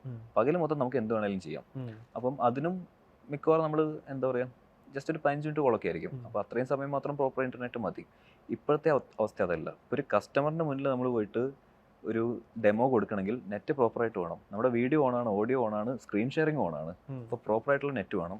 അതുപോലെ ബാക്ക്ഗ്രൗണ്ടിൽ നല്ല നോയ്സ് ഒക്കെ ഉണ്ടെങ്കിൽ അതും ബുദ്ധിമുട്ടാണ്. അപ്പോൾ തന്നെ അവർക്ക് കാര്യം മനസ്സിലാവും, ഓക്കെ ഈ കമ്പനി അത്ര നല്ലതല്ല എന്ന്. അപ്പം ഇപ്പോൾ അത് ഇമ്പോർട്ടൻ്റ് ആയതുകൊണ്ട് എന്താ പറയുക, നൊമാഡിക് ലൈഫ് ഒന്നും നടക്കുന്നു തോന്നുന്നില്ല. പിന്നെ അത് മാത്രമല്ല, മൊത്തം ട്രാവൽ ചെയ്തുകൊണ്ടിരുന്നത് ബസ്സിലും ട്രെയിനിലൊക്കെ ആയിരുന്നു മിക്കവാറും, അല്ലെങ്കിൽ ഡ്രൈവിംഗ് ആയിരുന്നു മോസ്റ്റ്ലി. അതും ഇപ്പോൾ നടക്കില്ല. അപ്പോൾ നമുക്ക് ഡെയിലി എന്തായാലും എല്ലാ ദിവസവും 1-2 കോൾ ഉണ്ടാവും. അപ്പം വേറെ ഏത് മോഡ് എടുത്താലും എന്താ പറയുക, നമ്മുടെ സമയത്തിന് എത്തില്ല. അപ്പം മിക്കവാറും ഫ്ലൈറ്റിലേക്ക് തന്നെ മാറി. ഒട്ടും താല്പര്യമില്ലാത്തൊരു കാര്യമാണത്. അപ്പോൾ ഡ്രൈവിംഗ് എല്ലാം മൊത്തത്തിലങ്ങ് കുറഞ്ഞു. അപ്പം പണ്ടത് ഈസി ആയിരുന്നു. അതായത് ഈ ഒരു കോളൊന്നുമില്ല, ഡെവലപ്പ് ചെയ്താൽ മാത്രം മതി. ടാസ്ക് എല്ലാം ക്ലിയർ ആയിട്ട് ഡിഫൈൻ ചെയ്തിരിക്കുകയാണെങ്കിൽ അങ്ങനത്തെ കമ്പനീസിൽ ഈസി ആയിട്ട് നൊമാഡിക്കായിട്ട് വർക്ക് ചെയ്യാൻ പറ്റും. പക്ഷേ ഒരു ഏർലി സ്റ്റേജ് സ്റ്റാർട്ടപ്പിൽ അത് നടക്കുന്നത് തോന്നുന്നില്ല. കാരണം നമുക്ക് ഒരുപാട് കൊളാബറേഷൻ ആവശ്യമുണ്ട്. അപ്പോൾ നമ്മുടെ അവൈലബിലിറ്റി ഭയങ്കര ഇമ്പോർട്ടൻ്റ് ആണ്. അറ്റ്ലീസ്റ്റ് ആ ഡേ ടൈമിലെങ്കിലും വർക്കിംഗ് ഹവേഴ്സിലെങ്കിലും അവൈലബിലിറ്റി വേണം. പക്ഷേ അത് നടക്കില്ല റിമോട്ട് ആണെങ്കിൽ. റിമോട്ട് എന്ന് വെച്ചാൽ ഈ നൊമാഡിക് ആണെങ്കിൽ. വർക്ക് ഫ്രം ഹോം അതെല്ലാം ഓക്കെയാണ്, പക്ഷേ നൊമാഡിക് ആയിട്ട് നടക്കാൻ പറ്റില്ല. അതും നമ്മളൊരു പ്ലാൻ ഇല്ലാണ്ടാണ് പോകുന്നത്. ഒരു സ്ഥലത്ത് പോകുന്നു, ഓക്കെ അടുത്ത സ്ഥലത്തേക്ക് പോകാം, അങ്ങനെ പ്ലാനിട്ടാണ് പോകുന്നത്. അങ്ങനെയാണ് പോയിക്കൊണ്ടിരുന്നത്. അതെന്തായാലും ഇപ്പോൾ നടക്കും തോന്നുന്നില്ല. പാസ്റ്റ് ലൈഫാണ് ഏകദേശം. അതെ. പണ്ടത്തെ നൊമാഡി ലൈഫ് എങ്ങനെയായിരുന്നു? ഏതൊക്കെ സ്ഥലങ്ങളിൽ യാത്ര ചെയ്തിട്ടുണ്ട്? ഏതൊക്കെ പുതിയ കൾച്ചേഴ്സും പുതിയ ആൾക്കാരും എന്തെങ്ങനെയായിരുന്നു അതിൻ്റെ ലൈഫ്? ട്രാവൽ മോസ്റ്റ്ലി ഇന്ത്യ തന്നെയായിരുന്നു. അപ്പോൾ അത് ഒരുപാട് സ്ഥലത്ത് ഇങ്ങനെ പോയി താമസിച്ചിട്ടുണ്ട്. മിക്കവാറും ഹോസ്റ്റൽസിലാണ് താമസിക്കാറ്. അതാകുമ്പം മറ്റേങ്ങനെ ഒറ്റയ്ക്ക് റൂമിലിരുന്ന് വർക്ക് ചെയ്യണ്ടേ. ഹോസ്റ്റലാകുമ്പോൾ നമുക്ക് ഒരുപാട് ആൾക്കാരുണ്ടാവും. പിന്നെ ഇതെല്ലാം ഒരു 4-5 കൊല്ലം മുന്നെയാണ്. അപ്പോൾ ആ സമയത്തൊക്കെ ട്രാവൽ ചെയ്യുന്ന അല്ലെങ്കിൽ ഹോസ്റ്റലിൽ നിൽക്കുന്ന ആൾക്കാരെല്ലാം കുറച്ച് നല്ല നല്ല ആൾക്കാരായിരുന്നു. അതായത് ഇങ്ങനെ വന്ന ഡെവലപ്പേഴ്സ് ആയിരിക്കാം, അല്ലെങ്കിൽ ആർട്ടിസ്റ്റ്, അങ്ങനത്തെ ആൾക്കാരൊക്കെ ആയിരുന്നു. അതിനുശേഷമാണ് ഈ ഹോസ്റ്റൽ ലൈഫ് എല്ലാം ട്രെൻഡ് ആയതും. പിന്നെ ഒരുപാട് സ്റ്റുഡൻസും കുട്ടികളൊക്കെ ആയിരുന്നു. അപ്പം അതിൻ്റെ മുന്നേ ഉണ്ടായിരുന്നത് മറ്റൊരു ലൈഫായിരുന്നു. അതായത് നമുക്ക് റിലേറ്റ് ചെയ്യാൻ പറ്റുന്ന ആൾക്കാരായിരുന്നു. അപ്പം അങ്ങനെ ഒരുപാട് സ്ഥലത്ത് പോയിട്ടുണ്ട്. ഇപ്പം ചില ഫേവറേറ്റ് സ്ഥലങ്ങളുണ്ട്. ഇപ്പം ഉദയ്പൂർ ആണെങ്കിൽ അവിടെ നല്ലൊരു ഹോസ്റ്റൽ ഉണ്ടായിരുന്നു. ജസ്റ്റ് ആ പാലസിൻ്റെ വ്യൂ ഉള്ളൊരു ഹോസ്റ്റലായിരുന്നു. ജസ്റ്റ് ആ ലേക്ക്, അതിനപ്പുറം പാലസ്, ആ ഒരു വ്യൂ ഉള്ള. അപ്പോൾ അവിടെ നെറ്റ് ഉണ്ട് പ്രോപ്പറായിട്ട്. പിന്നെ ബ്രേക്ക്ഫാസ്റ്റ് നന്നായിട്ടുണ്ട്, കാശും കുറവാണ്. എന്താ പറയുക, നല്ലൊരു സ്ഥലമായിരുന്നു. അത് ഇരുന്ന് വർക്ക് ചെയ്യാൻ പറ്റിയൊരു അറ്റ്മോസ്ഫിയർ ആയിരുന്നു. അപ്പം ഇങ്ങനെ ഒരുപാട് ആ ഒരു 2-3 കൊല്ലം ഫുൾ കറക്കം മാത്രമായിരുന്നു. അതിന് മുന്നേ അത്രയും ഉണ്ടായിരുന്നില്ലെങ്കിലും പറ്റാവുന്ന പോലെ കറക്കം തന്നെയായിരുന്നു. പ്രോപ്പറായിട്ടൊരു എവിടെ റെന്റ് കൊടുക്കുന്നുണ്ടായിരുന്നില്ല. അതായത് പ്രോപ്പറായിട്ടൊരു ബേസ് ഉണ്ടായിരുന്നില്ല. കറങ്ങി നടന്ന് പണിയെടുക്കുമായിരുന്നു. അപ്പോൾ ഓൺ എ ഗിവൺ മന്ത് എത്ര നാളത്തെ, ഓൺ എ ഗിവൺ പ്ലേസ് എത്ര നാൾ നിൽക്കുമായിരിക്കും? അങ്ങനെയൊന്നുമില്ല. ഇപ്പോൾ ചില സ്ഥലത്ത് പോയാൽ അപ്പോഴായിരിക്കും എത്തിക്കഴിഞ്ഞിട്ടായിരിക്കും മനസ്സിലാവുന്നത് അവിടെ ഭയങ്കര ചൂടാവുന്നു. അതായത് പോകുന്നതിന് നമ്മൾ നോക്കും, പക്ഷെ നമ്മൾ അത്രയും ആലോചിക്കില്ല. അപ്പം പെട്ടെന്ന് തന്നെ പോകും. രാത്രി ബസ് കയറി എവിടെ എത്തുന്നു ആ ഒരു മോഡാണ് നോക്കുന്നത്. അതായത് ഒരു 8 മണിക്കൂർ ട്രാവൽ, 10 മണിക്കൂർ ട്രാവൽ. ഇനിയിപ്പോൾ കാറാണെങ്കിൽ അതുപോലെ തന്നെ ആ ഒരു കൾച്ചറായിരുന്നു. ഡ്രൈവ് ചെയ്യുന്നുണ്ട്, ലൈക്ക് ഇത് കാർ എടുത്ത് ഡ്രൈവ് ചെയ്ത് പോയിട്ടുണ്ട്. ആ കാർ എടുത്ത് ഡ്രൈവ് ചെയ്ത് പോകാറുണ്ട്.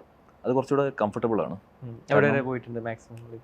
ഈ കാർ എടുത്തിട്ട് മാക്സിമം ഒരു മഹാരാഷ്ട്ര വരെയൊക്കെ പോയിട്ടുള്ളൂ. പക്ഷേ എവിടെയെങ്കിലും പോയിട്ട് അവിടെ നിന്ന് കാർ റെൻ്റ് എടുത്തിട്ട് വേറെ പോകാറുണ്ട്. അപ്പം അത് കുറച്ചുകൂടെ കംഫർട്ടബിൾ ആണ്. പിന്നെ ആരെങ്കിലും കൂട്ടുണ്ടെങ്കിൽ കുറച്ചുകൂടെ നല്ലതാണ്. പക്ഷേ മിക്കവാറും ആരും ഉണ്ടാവില്ല. കാരണം ഈ റിമോട്ട് കൾച്ചറൊക്കെ ഒന്ന് എന്താ പറയുക കോമൺ ആയി തുടങ്ങിയത് കോവിഡിന് ശേഷമാണ്. അപ്പോൾ അതിൻ്റെ മുന്നൊക്കെ ആയിരുന്നപ്പം അധികം പേർക്ക് അത് ഇല്ലായിരുന്നു. പിന്നെ ബിഗ് ബൈനറി കംപ്ലീറ്റ്ലി റിമോട്ട് ആയിരുന്നു. അപ്പോൾ അവിടെ നിന്നുള്ള കൂട്ടുകാരാണ് മിക്കവാറും ഉണ്ടാവുക. അപ്പം അങ്ങനെയായിരുന്നു കറക്കും. സോജൻ മറ്റേ ചാറ്റ്വുഡിൻ്റെ ഫൗണ്ടറൊക്കെ ഇല്ലേ, ഞങ്ങളൊക്കെ അങ്ങനെ കറങ്ങിയാണ് കൂട്ടായത്. അപ്പം പുള്ളി നേരത്തെ എൻ്റെ കൂടെ വർക്ക് ചെയ്തതാണ്. ബിഗ് ബാനറിൽ ഞങ്ങൾ ഒരുമിച്ചാണ് ജോയിൻ ചെയ്തത്. അപ്പം അവനും പ്രണവും ഉണ്ടായിരുന്നു. ഞങ്ങൾ ഒരുമിച്ച് പലതവണ പൂനെ വരെയൊക്കെ ഡ്രൈവ് ചെയ്ത് പോയിട്ടുണ്ട്, ജസ്റ്റ് വെറുതെ അവിടെ പോയി പണിയെടുക്കാൻ. അപ്പോൾ എനിക്ക് മനസ്സിലായത് നവനീത് നന്നായിട്ട് ഡ്രൈവ് ചെയ്യും. ഇപ്പോൾ കാർ ഓടിച്ച് പലയിടത്തേക്ക് പോയിട്ടുണ്ട്. And you like prefer driving. അപ്പോൾ ഏതാണ് ഇപ്പോൾ current car and which car is your dream car to buy on? അതെ, ഡ്രൈവ് ചെയ്യാൻ ഒരുപാട് ഇഷ്ടമാണ്. കാരണം ഒന്നാമത്തെ കാര്യം എനിക്കത് തെറാപ്പിയാണ്. അതായത് നമ്മളിപ്പോൾ ഒരു ഡേ ഫുൾ പണിയെടുത്തു, അല്ലെങ്കിൽ എന്താ പറയുക ഫുൾ സ്ട്രെസ്സായിരുന്നു. അപ്പോൾ ഒരു ഡ്രൈവ് പോയി വന്നാണെങ്കിൽ കുറേ കാര്യങ്ങൾ സോൾവ് ആയി. ഇപ്പോൾ ലെറ്റ്സ് നമ്മളൊരു കുറച്ച് ദൂരെ പോയി ഒരു ചായ കുടിച്ചു വന്നു, അത്രയും മതി. അപ്പോൾ അത് ആ റോഡായിരുന്നു ഒരു തെറാപ്പി. പക്ഷെ ഇപ്പോൾ ബാംഗ്ലൂരിലേക്ക് മാറിയതിനു ശേഷം അതൊരു ഓപ്ഷനേ അല്ല. ഇപ്പോൾ കൊച്ചിയിലായിരുന്നപ്പം സ്ഥിരമായിരുന്നു അത്. അപ്പം അറ്റ്ലീസ്റ്റ് ഒന്ന് സൂപ്പർ മാർക്കറ്റ് പോയി വന്നാൽ തന്നെ ഹാപ്പിയാണ്, കാരണം ഒന്ന് പുറത്തേക്ക് ഇറങ്ങിയല്ലോ എന്ന്. ഇപ്പം ബാംഗ്ലൂർ അതൊരു ഓപ്ഷനായിട്ട് തോന്നുന്നില്ല ഇപ്പം. അപ്പം ആ റിമോട്ടായിട്ട് നടന്ന കാലത്ത് എനിക്ക് തോന്നുന്നത് ഒരു ഫസ്റ്റ് 3 കൊല്ലമാണ് കാർ യൂസ് ചെയ്തത്. നേരത്തെ ഒരു പോളോ ഉണ്ടായിരുന്നു. അത് ആ 3 കൊല്ലത്തിൽ എന്തോ 60,000 കിലോമീറ്റർ ഓടിയിട്ടുണ്ടായിരുന്നു. അപ്പം ഈ വർക്ക് അതിൻ്റെ കൂടെ നടക്കുന്നുണ്ട്. വർക്കും നടക്കുന്നുണ്ട്, നമ്മുടെ വാണ്ടർവേയിൽ നടക്കുന്നുണ്ട്, അതിൻ്റെ കൂടെ ട്രാവലും നടക്കുന്നുണ്ട്. ബേസിക്കലി ആ വാണ്ടർവേയിൽ ഉണ്ടാക്കിയത് തന്നെ എൻ്റെ ട്രാവൽ ഈസി ആക്കാൻ വേണ്ടിയിട്ടായിരുന്നു.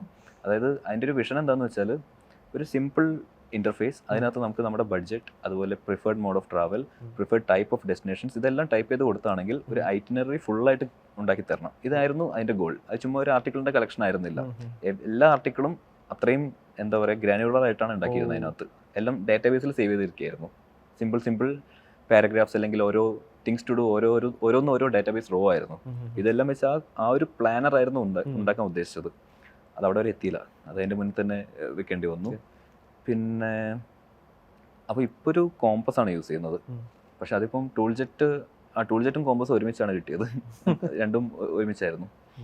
അപ്പം അത് അധികം ഓടിക്കാൻ പറ്റുന്നില്ല ഇപ്പോൾ. മോസ്റ്റ്ലി ട്രാവൽ ഫ്ലൈറ്റ് തന്നെ ആക്കേണ്ടി വന്നു. നീ dream car, like you have the unlimited money, ഏത് കാർ മേടിക്കും ഓൺ ചെയ്യും ആഗ്രഹം?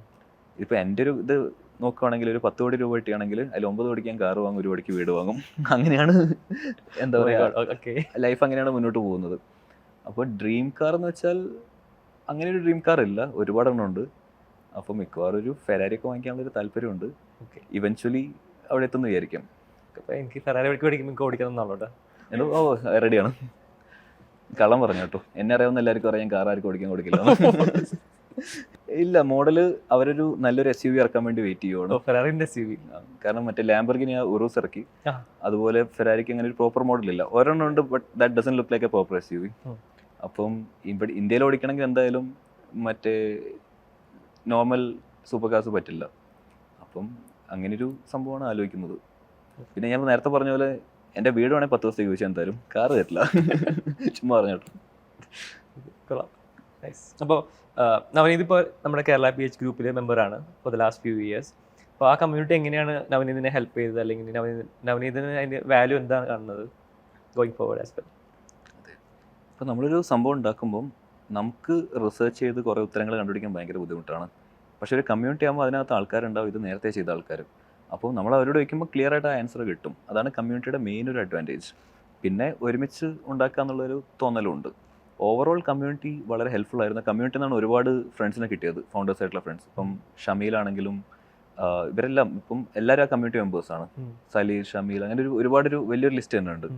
അപ്പം ഇതെല്ലാം കമ്മ്യൂണിറ്റിയിൽ നിന്നാണ് കിട്ടിയത്. അപ്പം ഓവറോൾ നല്ല യൂസ്ഫുൾ ആണ്. Thanks for creating it. Welcome. ഒപ്പം തന്നെ നവനീത് എന്തായാലും ഒരു $1 ബില്യൺ കമ്പനി ഉണ്ടാക്കാണ്. നെക്സ്റ്റ് ടൈം പ്രോബ്ലി ഞാൻ മീറ്റ് ചെയ്യുന്ന സമയത്ത് ഒരു $1 ബില്യൺ വാല്യുവേഷനുള്ള കമ്പനിയായിട്ട് ഹോപ്പ്ഫുള്ളി വിൽ ബി ദർ. അപ്പോൾ how are you like contributing back to the society or back to startups from അങ്ങനെ എന്തെങ്കിലും ചെറിയ ഓൺ കപ്പാസിറ്റിയിൽ ചെയ്യുന്നുണ്ടോ? സ്റ്റാർട്ടപ്സിനെ മാക്സിമം ഹെൽപ്പ് ചെയ്യാൻ ശ്രമിക്കാറുണ്ട്.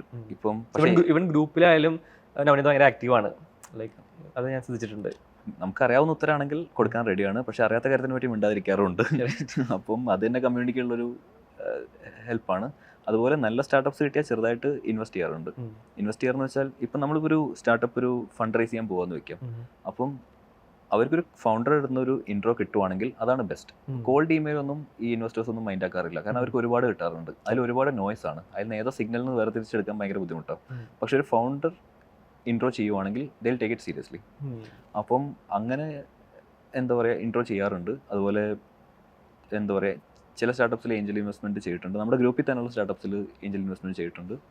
അപ്പം പിന്നെ GTM-ലായാലും പറ്റാവുന്ന പോലെ ഹെൽപ്പ് ചെയ്യാൻ നോക്കാറുണ്ട്. നമ്മളും അത് ഫിഗർ ഔട്ട് ചെയ്തോണ്ടിരിക്കുവാണ്. പക്ഷേ ഇപ്പം നമ്മളെക്കാളും കുറച്ചുകൂടെ ഏർലി ആയിട്ടുള്ള ഒരു കമ്പനി ആണെങ്കിൽ നമ്മൾ ഫിഗർ ഔട്ട് ചെയ്തപ്പം പറ്റിയ മിസ്റ്റേക്സ് ഒന്നും അവർ റിപ്പീറ്റ് ചെയ്യേണ്ട ആവശ്യമില്ല. അപ്പം ആ കാര്യങ്ങളെല്ലാം വ്യക്തമായിട്ട് പറയാറുണ്ട്. അത് നമുക്ക് ആധികാരികമായിട്ട് പറയാൻ പറ്റും, ഞാൻ ഈ മിസ്റ്റേക്ക് ചെയ്തു, നിങ്ങളത് ചെയ്യരുതെന്ന്. ഇപ്പോൾ ചിലർ വന്നിട്ട് ഞാൻ ഈ കമ്പനി ഓപ്പൺ സോഴ്സ് ആക്കട്ടെ എന്ന് ചോദിക്കും. May be that's A mistake. അതായത് ഐ ലവ് ഓപ്പൺ സോഴ്സ്, എല്ലാം ഓപ്പൺ സോഴ്സ് ആവണമെന്നാണ് എൻ്റെ ആഗ്രഹം. പക്ഷേ അത് ചിലപ്പം റെലവെൻ്റ് ആയിരിക്കില്ല. ഇപ്പോൾ ഡെവലപ്പർ ഫോക്കസ്ഡ് അല്ലാത്തൊരു സംഭവം ഓപ്പൺ സോഴ്സ് ആക്കിയാൽ നമ്മൾ വിചാരിച്ച ട്രാക്ഷൻ കിട്ടിയെന്ന് വരില്ല. അപ്പം ഇങ്ങനത്തെ കാര്യങ്ങളെല്ലാം ഹെൽപ്പ് ചെയ്യാൻ ശ്രമിക്കാറുണ്ട്. പിന്നെ എന്താ പറയുക, എന്തായാലും ഇതിനൊക്കെ സമയമുണ്ട്, മാക്സിമം ട്രൈ ചെയ്യാറുണ്ട്. Definitely, I look forward to you contributing back to the Kerala PH community and finding good products and good founders, supporting back to that. നന്നായിട്ട് പുതിയ പ്രൊഡക്ട്സ് വരുന്നുണ്ട്. എനിക്ക് തോന്നുന്നത് കമ്മ്യൂണിറ്റി 2017 ജോയിൻ ചെയ്ത സമയത്ത് അധികം മെമ്പേഴ്സ് ഉണ്ടായിരുന്നില്ല. ഇപ്പോൾ എത്ര ഒരു 300 മെമ്പേഴ്സ് ഉണ്ടാവില്ലേ? ആൻഡ് അതിൽ നിന്ന് തന്നെ നമ്മൾ എല്ലാ ആഴ്ചയും ഓരോ പ്രൊഡക്റ്റ് ലോഞ്ച് കാണുന്നുണ്ട്. കറക്റ്റ്. ഇപ്പോൾ പണ്ടൊക്കെ ഇടയ്ക്കൊരു സമയം ഉണ്ടായിരുന്നു ലോഞ്ച് ചെയ്യേണ്ടായിരുന്നില്ല. ഇപ്പം എന്തെങ്കിലും ലോഞ്ച് കാണുന്നുണ്ട്. നമ്മളെ പ്രൊഡക്റ്റ് ഹണ്ട് കമ്മ്യൂണിറ്റിയായിട്ട് തുടങ്ങിയത് ഇപ്പോൾ പ്രൊഡക്റ്റ് ഹബ്ബായി. അതുപോലെ ആ പ്രൊഡക്റ്റ് ഹണ്ടിന്റെ റെലവൻസ് കുറേയൊക്കെ കുറഞ്ഞു, പക്ഷേ നമ്മളെ കമ്മ്യൂണിറ്റി അതുപോലെ തന്നെ കീപ്പ് ചെയ്തിട്ടുണ്ട്. അതുപോലെ ഇടയ്ക്കിടയ്ക്ക് നല്ല നല്ല പ്രൊഡക്റ്റ് ലോഞ്ച് ചെയ്യുന്നത് കാണാറുണ്ട്. ഡെവലപ്പർ ടൂൾസ് ഒരുപാട് വരുന്നുണ്ട്. ഇപ്പോൾ നമുക്കിപ്പോൾ എത്ര ഓപ്പൺ സോഴ്സ് കമ്പനീസ് ആയി. അപ്പോൾ ഇപ്പോൾ റീസെന്റ് ജസ്റ്റ് 1-2 ദിവസം മുന്നില്ല മറ്റേ ജിതിൻ ജെയിംസും മറ്റേ രാഗാസ് എന്നുള്ള കമ്പനി, അത് ഓപ്പൺ സോഴ്സ് ആണ്. അതിപ്പോൾ YC-യിൽ പോയി. അപ്പം കേരളത്തിൽ നിന്ന് ഡെവലപ്പർ ടൂൾസ് ആക്ച്വലി നന്നായിട്ട് ഒരുപാട് വരുന്നുണ്ട്. അതുപോലെ ഷോപ്പിഫൈ ബേസ്ഡ് ആയിട്ടുള്ള കുറേ കമ്പനീസ് വരുന്നുണ്ട്. അപ്പോൾ ഇതെല്ലാം കാണാൻ നല്ല രസമാണ്. നല്ല രീതിയിൽ ആ ഒരു കേഡൻസ് നന്നായിട്ട് കൂടിയിട്ടുണ്ട് ഈ ആൾക്കാർ പ്രൊഡക്റ്റ് ലോഞ്ച് ചെയ്യുന്നത്. ക്വാളിറ്റി ഓഫ് പ്രൊഡക്ട്സും ഫൗണ്ടേഴ്സും ബെറ്റർ ആയിട്ടുണ്ട് compared to like 2014 or something. Exactly 2014 ആണ് ഞാൻ ഫസ്റ്റ് പ്രൊഡക്റ്റ് ഹണ്ടിൽ ലോഞ്ച് ചെയ്തത്. അപ്പോൾ ആ സമയത്ത് 200 അപ്പോർട്സ് കിട്ടിയാൽ നമ്മൾ നേരെ ടോപ്പിലായിരുന്നു. ഇപ്പോൾ ഒരു 1000 കിട്ടിയാലും ടോപ്പ് 5 എത്താൻ പറ്റാത്തൊരു അവസ്ഥയാണ്. ബട്ട് അഗെയിൻ ആ ഒരു കമ്മ്യൂണിറ്റിയുടെ റെലവൻസ്, കമ്മ്യൂണിറ്റിയുടെ അല്ല പ്രൊഡക്റ്റ് ഹണ്ടിന്റെ റെലവൻസ് എന്താ പറയുക മാറിയിട്ടുണ്ട്. മനസ്സിലായി. അത് കുറേ ബോട്ട് ആക്ടിവിറ്റി അങ്ങനത്തെ ഒക്കെ വരും. പക്ഷെ നമ്മുടെ നാട്ടിൽ നിന്ന് ആൾക്കാരെ ബിൽഡ് ചെയ്യുന്നതിന്റെ ക്വാളിറ്റി വളരെ നന്നായിട്ട് ഇമ്പ്രൂവ് ആയിട്ടുണ്ട്. ഞാൻ മനസ്സിലാക്കി പ്രൊഡക്റ്റ് ഹണ്ട് ഒരു ജസ്റ്റ് ഒരു ചാനൽ പോലെയാണ്. അത് ഒരു ലൈക്ക് ലെറ്റ്സ് സേ നിങ്ങളുടെ പ്രൊഡക്റ്റിന്റെ പേര് പ്ലസ് റിവ്യൂസും സെർച്ച് ചെയ്യുമ്പോൾ വരുന്ന ഒരു സൈറ്റ് ആയിട്ട് മാറാണ്. അപ്പോൾ അതിൽ കൂടുതൽ എഫേർട്ട് ഇടരുതെന്നാണ് ഞാൻ പറയുള്ളൂ. അപ്പോൾ കുറേ ആൾക്കാർ ഹോൾ മാർക്കറ്റിംഗ് ബഡ്ജറ്റും ഹോൾ ടീമിനെയും പ്രൊഡക്റ്റ് ഹണ്ട് ലോഞ്ച് ചെയ്തിരിക്കുന്നത് മാറ്റി വയ്ക്കും. അത് ഫ്ലോപ്പ് ആകുമ്പോൾ ഹോൾ ഡ്രൈവും മാറും. സോ ഇറ്റ്സ് എന്താണ് റെക്കമെൻഡേഷൻ ഈ പ്രൊഡക്റ്റ് ഹണ്ട് ലോഞ്ച് ചെയ്യുമ്പോൾ? എങ്ങനെയാണ് ഈ ഫൗണ്ടേഴ്സ് ഈ പ്രൊഡക്റ്റ് ഹണ്ട് ലോഞ്ചിനെ കാണേണ്ടത്, അല്ലെങ്കിൽ ലോഞ്ചിനെ തന്നെ കാണേണ്ടത്? ഇപ്പോഴത്തെ എൻ്റെ അഭിപ്രായം എന്താണെന്ന് വെച്ചാൽ പ്രൊഡക്റ്റ് ഹണ്ട് ലോഞ്ചിൽ ഫെയിൽ ആയി എന്ന് വെച്ചിട്ട് പ്രൊഡക്റ്റ് മോശമാണെന്നില്ല. കാരണം ഒരുപാട് ബോട്ട് ആക്ടിവിറ്റി ഉണ്ട് അതിനകത്ത്. അപ്പം അത് കാരണം ഒരു കാര്യമില്ലാത്ത പ്രൊഡക്ട്സ് ചിലപ്പോൾ മേലെ എത്തുന്നുണ്ട്. അപ്പം പ്രൊഡക്റ്റ് ഹണ്ടിൽ നിങ്ങൾ എന്തെങ്കിലും ലോഞ്ച് ചെയ്തിട്ട് അത് ഹിറ്റായിട്ടില്ലെങ്കിൽ അത് കാരണം ഡിപ്രഷൻ ആവേണ്ട ആവശ്യമില്ല. കാരണം അത് നമ്മുടെ കയ്യിലല്ല. ഫുൾ ബോട്ടും കാര്യങ്ങളും പിന്നെ കുറേ പെയ്ഡ് ആയിട്ടുള്ള അപ്പോർട്സും കാര്യങ്ങളും എല്ലാം ഉണ്ട്. അപ്പം അതിൽ വലിയൊരു പോയിന്റ് ഇല്ല. പക്ഷേ കുറേ വേറെ ചാനൽസ് ഉണ്ടായേക്കാം. പ്രൊഡക്റ്റ് ഹണ്ട് ആണെങ്കിൽ ഒരു വൺ ടൈം സാധനമാണ്. നമുക്കത് എല്ലാ മാസവും റിപ്പീറ്റ് ചെയ്യാൻ പറ്റില്ല. അടുത്ത V2 ലോഞ്ച് ചെയ്യുമ്പോൾ അല്ലെങ്കിൽ പുതിയൊരു ലാൻഡിംഗ് പേജ് ഉണ്ടാക്കുമ്പോൾ അത് പിന്നെ റിപ്പീറ്റ് ചെയ്യാൻ പറ്റും. അപ്പം മറ്റുള്ള ചാനൽസ് ഇപ്പോൾ റെഡിറ്റ് നന്നായിട്ട് വർക്കാവും. അതുപോലുള്ള ചാനൽസ് നമ്മൾ കൂടുതൽ ഐഡൻറ്റിഫൈ ചെയ്യണം. അപ്പോൾ മേ ബി ആരെങ്കിലും പ്രൊഡക്റ്റ് ഹണ്ടിന് ഒരു ഓൾട്ടർനേറ്റീവ് ഉണ്ടാക്കുന്നുണ്ടാവും. കാരണം ഈ ബോട്ട് ആക്ടിവിറ്റി ഒക്കെ മാറ്റി നിർത്തിയാണ് നല്ലൊരു പ്ലാറ്റ്ഫോം അത്. അതെനിക്ക് തോന്നിയിട്ടുണ്ട്. ഇത് ഓൾ ദി ഇയേഴ്സ് അതിൻ്റെ ഡിക്ലൈൻ തന്നെ ഞാൻ കണ്ടിട്ടുള്ളത്. ഹാക്കർ ന്യൂസ് റെലവൻസ് കൂടിയിട്ടുണ്ട്, റെഡിറ്റ് എസ്പെഷ്യലി റെലവൻസ് കൂടിയിട്ടുണ്ട്. റെഡിറ്റിനകത്ത് കാറ്റഗറീസ് ഉണ്ടല്ലോ, സബ് റെഡിറ്റ്സ് ഉണ്ടല്ലോ. അപ്പോൾ അതിനകത്ത് എല്ലാ പ്രൊഡക്റ്റിനും റെലവെന്റ് ആയിട്ടുള്ള 1-2 ഉണ്ടാവും. അപ്പോൾ അവിടെയൊക്കെ വീണ്ടും പോസ്റ്റ് ചെയ്യുന്നതിന് കുഴപ്പമില്ല. ആൻഡ് പ്രൊഡക്റ്റ് പോസ്റ്റ് ചെയ്യണമെന്നില്ല. ഇപ്പം ഞങ്ങളുടെ കേസിലാണെങ്കിൽ we can write anything about open source, on premise, no code, low code, JavaScript. We can write anything about any of these topics, right? So പ്രൊഡക്റ്റിനെ പിച്ച് ചെയ്യുന്നതിന് പകരം we can create mind share by adding lot more content that is relevant for the community. ഇപ്പം വെറുതെ അവിടെ പോയി comment ഇട്ട് ഞങ്ങളുടെ product നോക്കുമെന്ന് പറഞ്ഞാൽ നടക്കില്ല. പിന്നെ എന്താ പറയുക, ഇങ്ങനെയൊക്കെ ചെയ്താണെങ്കിൽ പ്രൊഡക്റ്റ് ഹണ്ടിനേക്കാളും ട്രാഫിക് ഇവിടുന്ന് കിട്ടും. ലൈക്ക് പ്രൊഡക്റ്റ് ഹണ്ടിൽ പണ്ട് ബാക്ക് ഇൻ 2015 സമയത്തൊക്കെ ലോഞ്ച് ചെയ്ത് കഴിഞ്ഞാൽ ടോപ്പ് 1 എത്താണെങ്കിൽ റിയൽ ടൈം ഒരു 60 ആൾക്കാരൊക്കെ ഉണ്ട്. ഇപ്പൊ വണ്ണത്തിൽ റിയൽ ടൈം അത്ര പോലും ഇല്ല, വളരെ നെഗ്ലിജിബിൾ ആണ്. അതിന്റെ ആക്ച്വൽ ഡാറ്റ ഞാൻ പറഞ്ഞുതരാം. ഇപ്പോൾ ടൂൾജെറ്റ് ലോഞ്ച് ചെയ്ത് എനിക്ക് തോന്നുന്നു ഒരു 1 hour തന്നെ പ്രൊഡക്റ്റ് ഹണ്ടിൽ ട്രെൻഡിങ് ആയിരുന്നു. എക്സാക്ട് നമ്പർ എന്താണെന്ന് വെച്ചാൽ അന്ന് ആ ഹാക്കർ ന്യൂസിൽ പോസ്റ്റ് ചെയ്യുന്നവരെ വെറും 38 സൈനപ്പ് ആണ് ഉണ്ടായിരുന്നത്. ഓക്കെ, പക്ഷേ അറ്റ് ദ സെയിം ടൈം ഇത്രയും അപ്പോർട്സ് ഉണ്ടായിരുന്നു, പ്രൊഡക്റ്റ് അവിടെ ട്രെൻഡിങ് ആയിരുന്നു. അത് കൺവേർട്ട് ആയത്, അതായത് സൈനപ്സ് ആയിട്ടെങ്കിലും കൺവേർട്ട് ആയത് ഇത്രയേ ഉള്ളൂ. ബേസിക്കലി അതിനകത്ത് കമന്റ് ഇട്ട കുറെ പേരും പ്രൊഡക്റ്റ് നോക്കാതെയാണ് കമന്റ് ഇട്ടത്.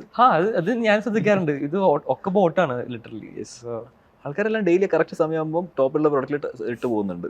പക്ഷെ അവിടെ ഹിറ്റായി, അതിനുശേഷം ഒരുപാട് നല്ല ആൾക്കാർ വന്നു. പക്ഷേ ഹാക്കർ ന്യൂസിൽ ഇട്ടപ്പോഴേക്കും ഹൺഡ്രഡ്സ് ഓഫ് യൂസേഴ്സ് ആണ് വന്നത്. അതായത് ഞാനും എക്സ്പെക്ട് ചെയ്തിരുന്നില്ല. ഇപ്പം നമ്മുടെ സെൻഗ്രിഡിന്റെ ഇമെയിൽ ക്രെഡിറ്റ്സ് എക്സ്പയർ ആയി, ഫയർബേസിന്റെ വെബ്സൈറ്റ് ഫയർബേസിലായിരുന്നു, അതിന്റെ ഹോസ്റ്റിംഗ് ക്രെഡിറ്റ്സ് എക്സ്പയർ ആയി, യൂസേജ് കൂടിയിട്ട് റിയൽ ടൈം എല്ലാം കൂടെ കെയോസ് ആയിരുന്നു. അതിൻ്റെ ഇടയിൽ ഞാൻ കോവിഡും കിട്ടിക്കിടക്കുമായിരുന്നു. അപ്പോൾ എല്ലാം കൂടെ നല്ലൊരു ലോഞ്ചാണ് നടന്നുകൊണ്ടിരിക്കുന്നത്. ഇപ്പൊ എക്സാമ്പിൾ ഹാക്കർ ന്യൂസിൽ ഇപ്പോൾ ലോഞ്ച് ചെയ്ത് സമയത്തൊക്കെ എത്ര റിയൽ ടൈം യൂസേഴ്സ് എക്സ്പെക്ട് ചെയ്തിട്ടുണ്ടായിരുന്നു? എക്സാക്ട്ലി ഓർമ്മയില്ല, ഞാൻ ആ ഫ്രണ്ട് പേജിൽ എത്തുന്നു വിചാരിച്ചതല്ല. അപ്പം ഈ കോവിഡിന്റെ ഇടയിലാണ് നമ്മളൊരു കോൾ എടുത്തത്. അന്ന് രാത്രി ലോഞ്ചിനെ പറ്റി ഒരു കോൾ ഉണ്ടായിരുന്നില്ലേ, എനിക്കൊന്ന് ക്ലബ് ഹൗസ് ആയിരുന്നു തോന്നുന്നു. അപ്പം എല്ലാം കൂടെ കോവിഡായിട്ട് സംസാരിക്കാൻ പറ്റാത്തൊരു ഇതില്ലായിരുന്നു മൊത്തത്തിൽ. പക്ഷേ നല്ലൊരു ലോഞ്ചായിരുന്നു. അപ്പം ഈ ചാനലൊക്കെ എക്സ്പ്ലോർ ചെയ്യുന്നതായിരിക്കും നല്ലത്, മോർ ദാൻ പ്രൊഡക്റ്റ് ഹണ്ട്. അതിലധികം ടൈം സ്പെൻഡ് ചെയ്യേണ്ട. സ്പെൻഡ് ചെയ്താലും അത് വർക്ക് ആയില്ലെങ്കിൽ ഡിപ്രഷൻ അടിക്കണ്ട. So anyway I think of the last 1 hour കൂടുതൽ പോയി തോന്നുന്നുണ്ട്. Anyway very good productive conversation. നമ്മൾ ഡീപ്പ് ഡൈവ് ചെയ്ത് ടൂൾജെറ്റിനെ മനസ്സിലാക്കാൻ ശ്രമിച്ചു. ആൻഡ് നവനീത് എങ്ങനെയാണ് കമ്പനി ബിൽഡ് ചെയ്യുന്നതും, നവനീതിൻ്റെ ലൈഫ് സ്റ്റൈലും പ്രീവിയസ് ലൈഫ് സ്റ്റൈൽസും എങ്ങനെ. And one cliche question, which where do you see ToolJet in next 10 years or something? അപ്പം നമ്മൾ ഉദ്ദേശിക്കുന്നത് എന്താ പറയുക, ഒരു ഡെവലപ്പറിന് ഇന്റേണൽ ടൂൾസ് ഉണ്ടാക്കാൻ വേണ്ട എൻറ്റയർ സംഗതികൾ ടൂൾജെറ്റിനകത്ത് വേണം. ഒരു ഓൾ ഇൻ വൺ പ്ലാറ്റ്ഫോം. നമ്മൾ സ്റ്റാർട്ട് ചെയ്തത് സിമ്പിൾ ഫ്രണ്ട് ആൻഡ് ബിൽഡർ ആയിട്ടാണ്. അതായത് ഡ്രാഗ് ആൻഡ് ഡ്രോപ്പ് ചെയ്തിട്ട് ഫ്രണ്ട് ആൻഡ് ഉണ്ടാക്കാം, എക്സിസ്റ്റിംഗ് ഡേറ്റ സോഴ്സായിട്ട് ഇൻറ്റഗ്രേറ്റ് ചെയ്യാം. അവിടെയാണ് തുടങ്ങിയത്. പിന്നെ നമ്മൾ വർക്ക് ഫ്ലോ ഓട്ടോമേഷൻ ആഡ് ചെയ്തു, ഇന്റർണൽ ഡേറ്റാബേസ് ആഡ് ചെയ്തു, ഒരു entire plugin marketplace add ചെയ്തു. അപ്പം eventually we want to be that full stack platform that a developer can use for building internal tools, which means we have to build hundreds of integrations and lot more features. So അതാണ് end goal, ഒരു full stack platform. Wow, so it's a very ambitious. And are you hiring any by chance? അതെ, ഞങ്ങളൊരു കഴിഞ്ഞ 6 മാസമായിട്ട് hire ചെയ്തിട്ടില്ല. So right now we are hiring for at least 5 different roles and planning to hire around 15 people in total. Okay, so definitely check out Tooljet Careers. Yes, we are hiring engineers, QA engineers, product managers, product designers, and we are hiring one person for marketing also. ഈ podcast കണ്ടിട്ട് കേൾക്കുകയാണെങ്കിൽ എന്തെങ്കിലും special consideration ഉണ്ടോ? നമുക്ക് ആലോചിക്കാം. Like cool. അപ്പോൾ ഈ podcast കേട്ടിട്ടാണ് ഇതിനെ full ടൂൾജെറ്റിനെ പറ്റി മനസ്സിലാക്കി പറയുകയാണെങ്കിൽ ദെൻ അല്ലേ നമുക്ക് ഇതിൽ ക്വസ്റ്റ്യൻ ചോദിക്കാം. യെസ്, ഇതിൽ ക്വസ്റ്റ്യൻ ചോദിക്കും. ഈ പോഡ്കാസ്റ്റിൽ നിന്ന് ക്വസ്റ്റ്യൻ ചോദിക്കും. Okay, cool. So I think will wind it up. Thanks Navneet for joining for the last 1 hour. Navneet actually നാളെ മറ്റന്നാൾ SFE പോകാൻ ഇരിക്കുകയാണ്. സോ ലൈക്ക് ഒരു ഷോർട്ട് ഡ്യൂറേഷനിൽ ഇവിടെ വരാനും പോഡ്കാസ്റ്റ് ഗസ്റ്റ് ആയിട്ട് ഇരിക്കാനും വന്നതിൽ I'm very thankful for you. And നമുക്ക് എപ്പോഴെങ്കിലും SFE വെച്ച് കാണാൻ ചെയ്യും. ഓക്കെ, അപ്പോൾ look forward to having you on different podcasts some other time. Sure man, thanks. And thank you. Thanks for keeping the community alive. Definitely. Thank you so much. Cool.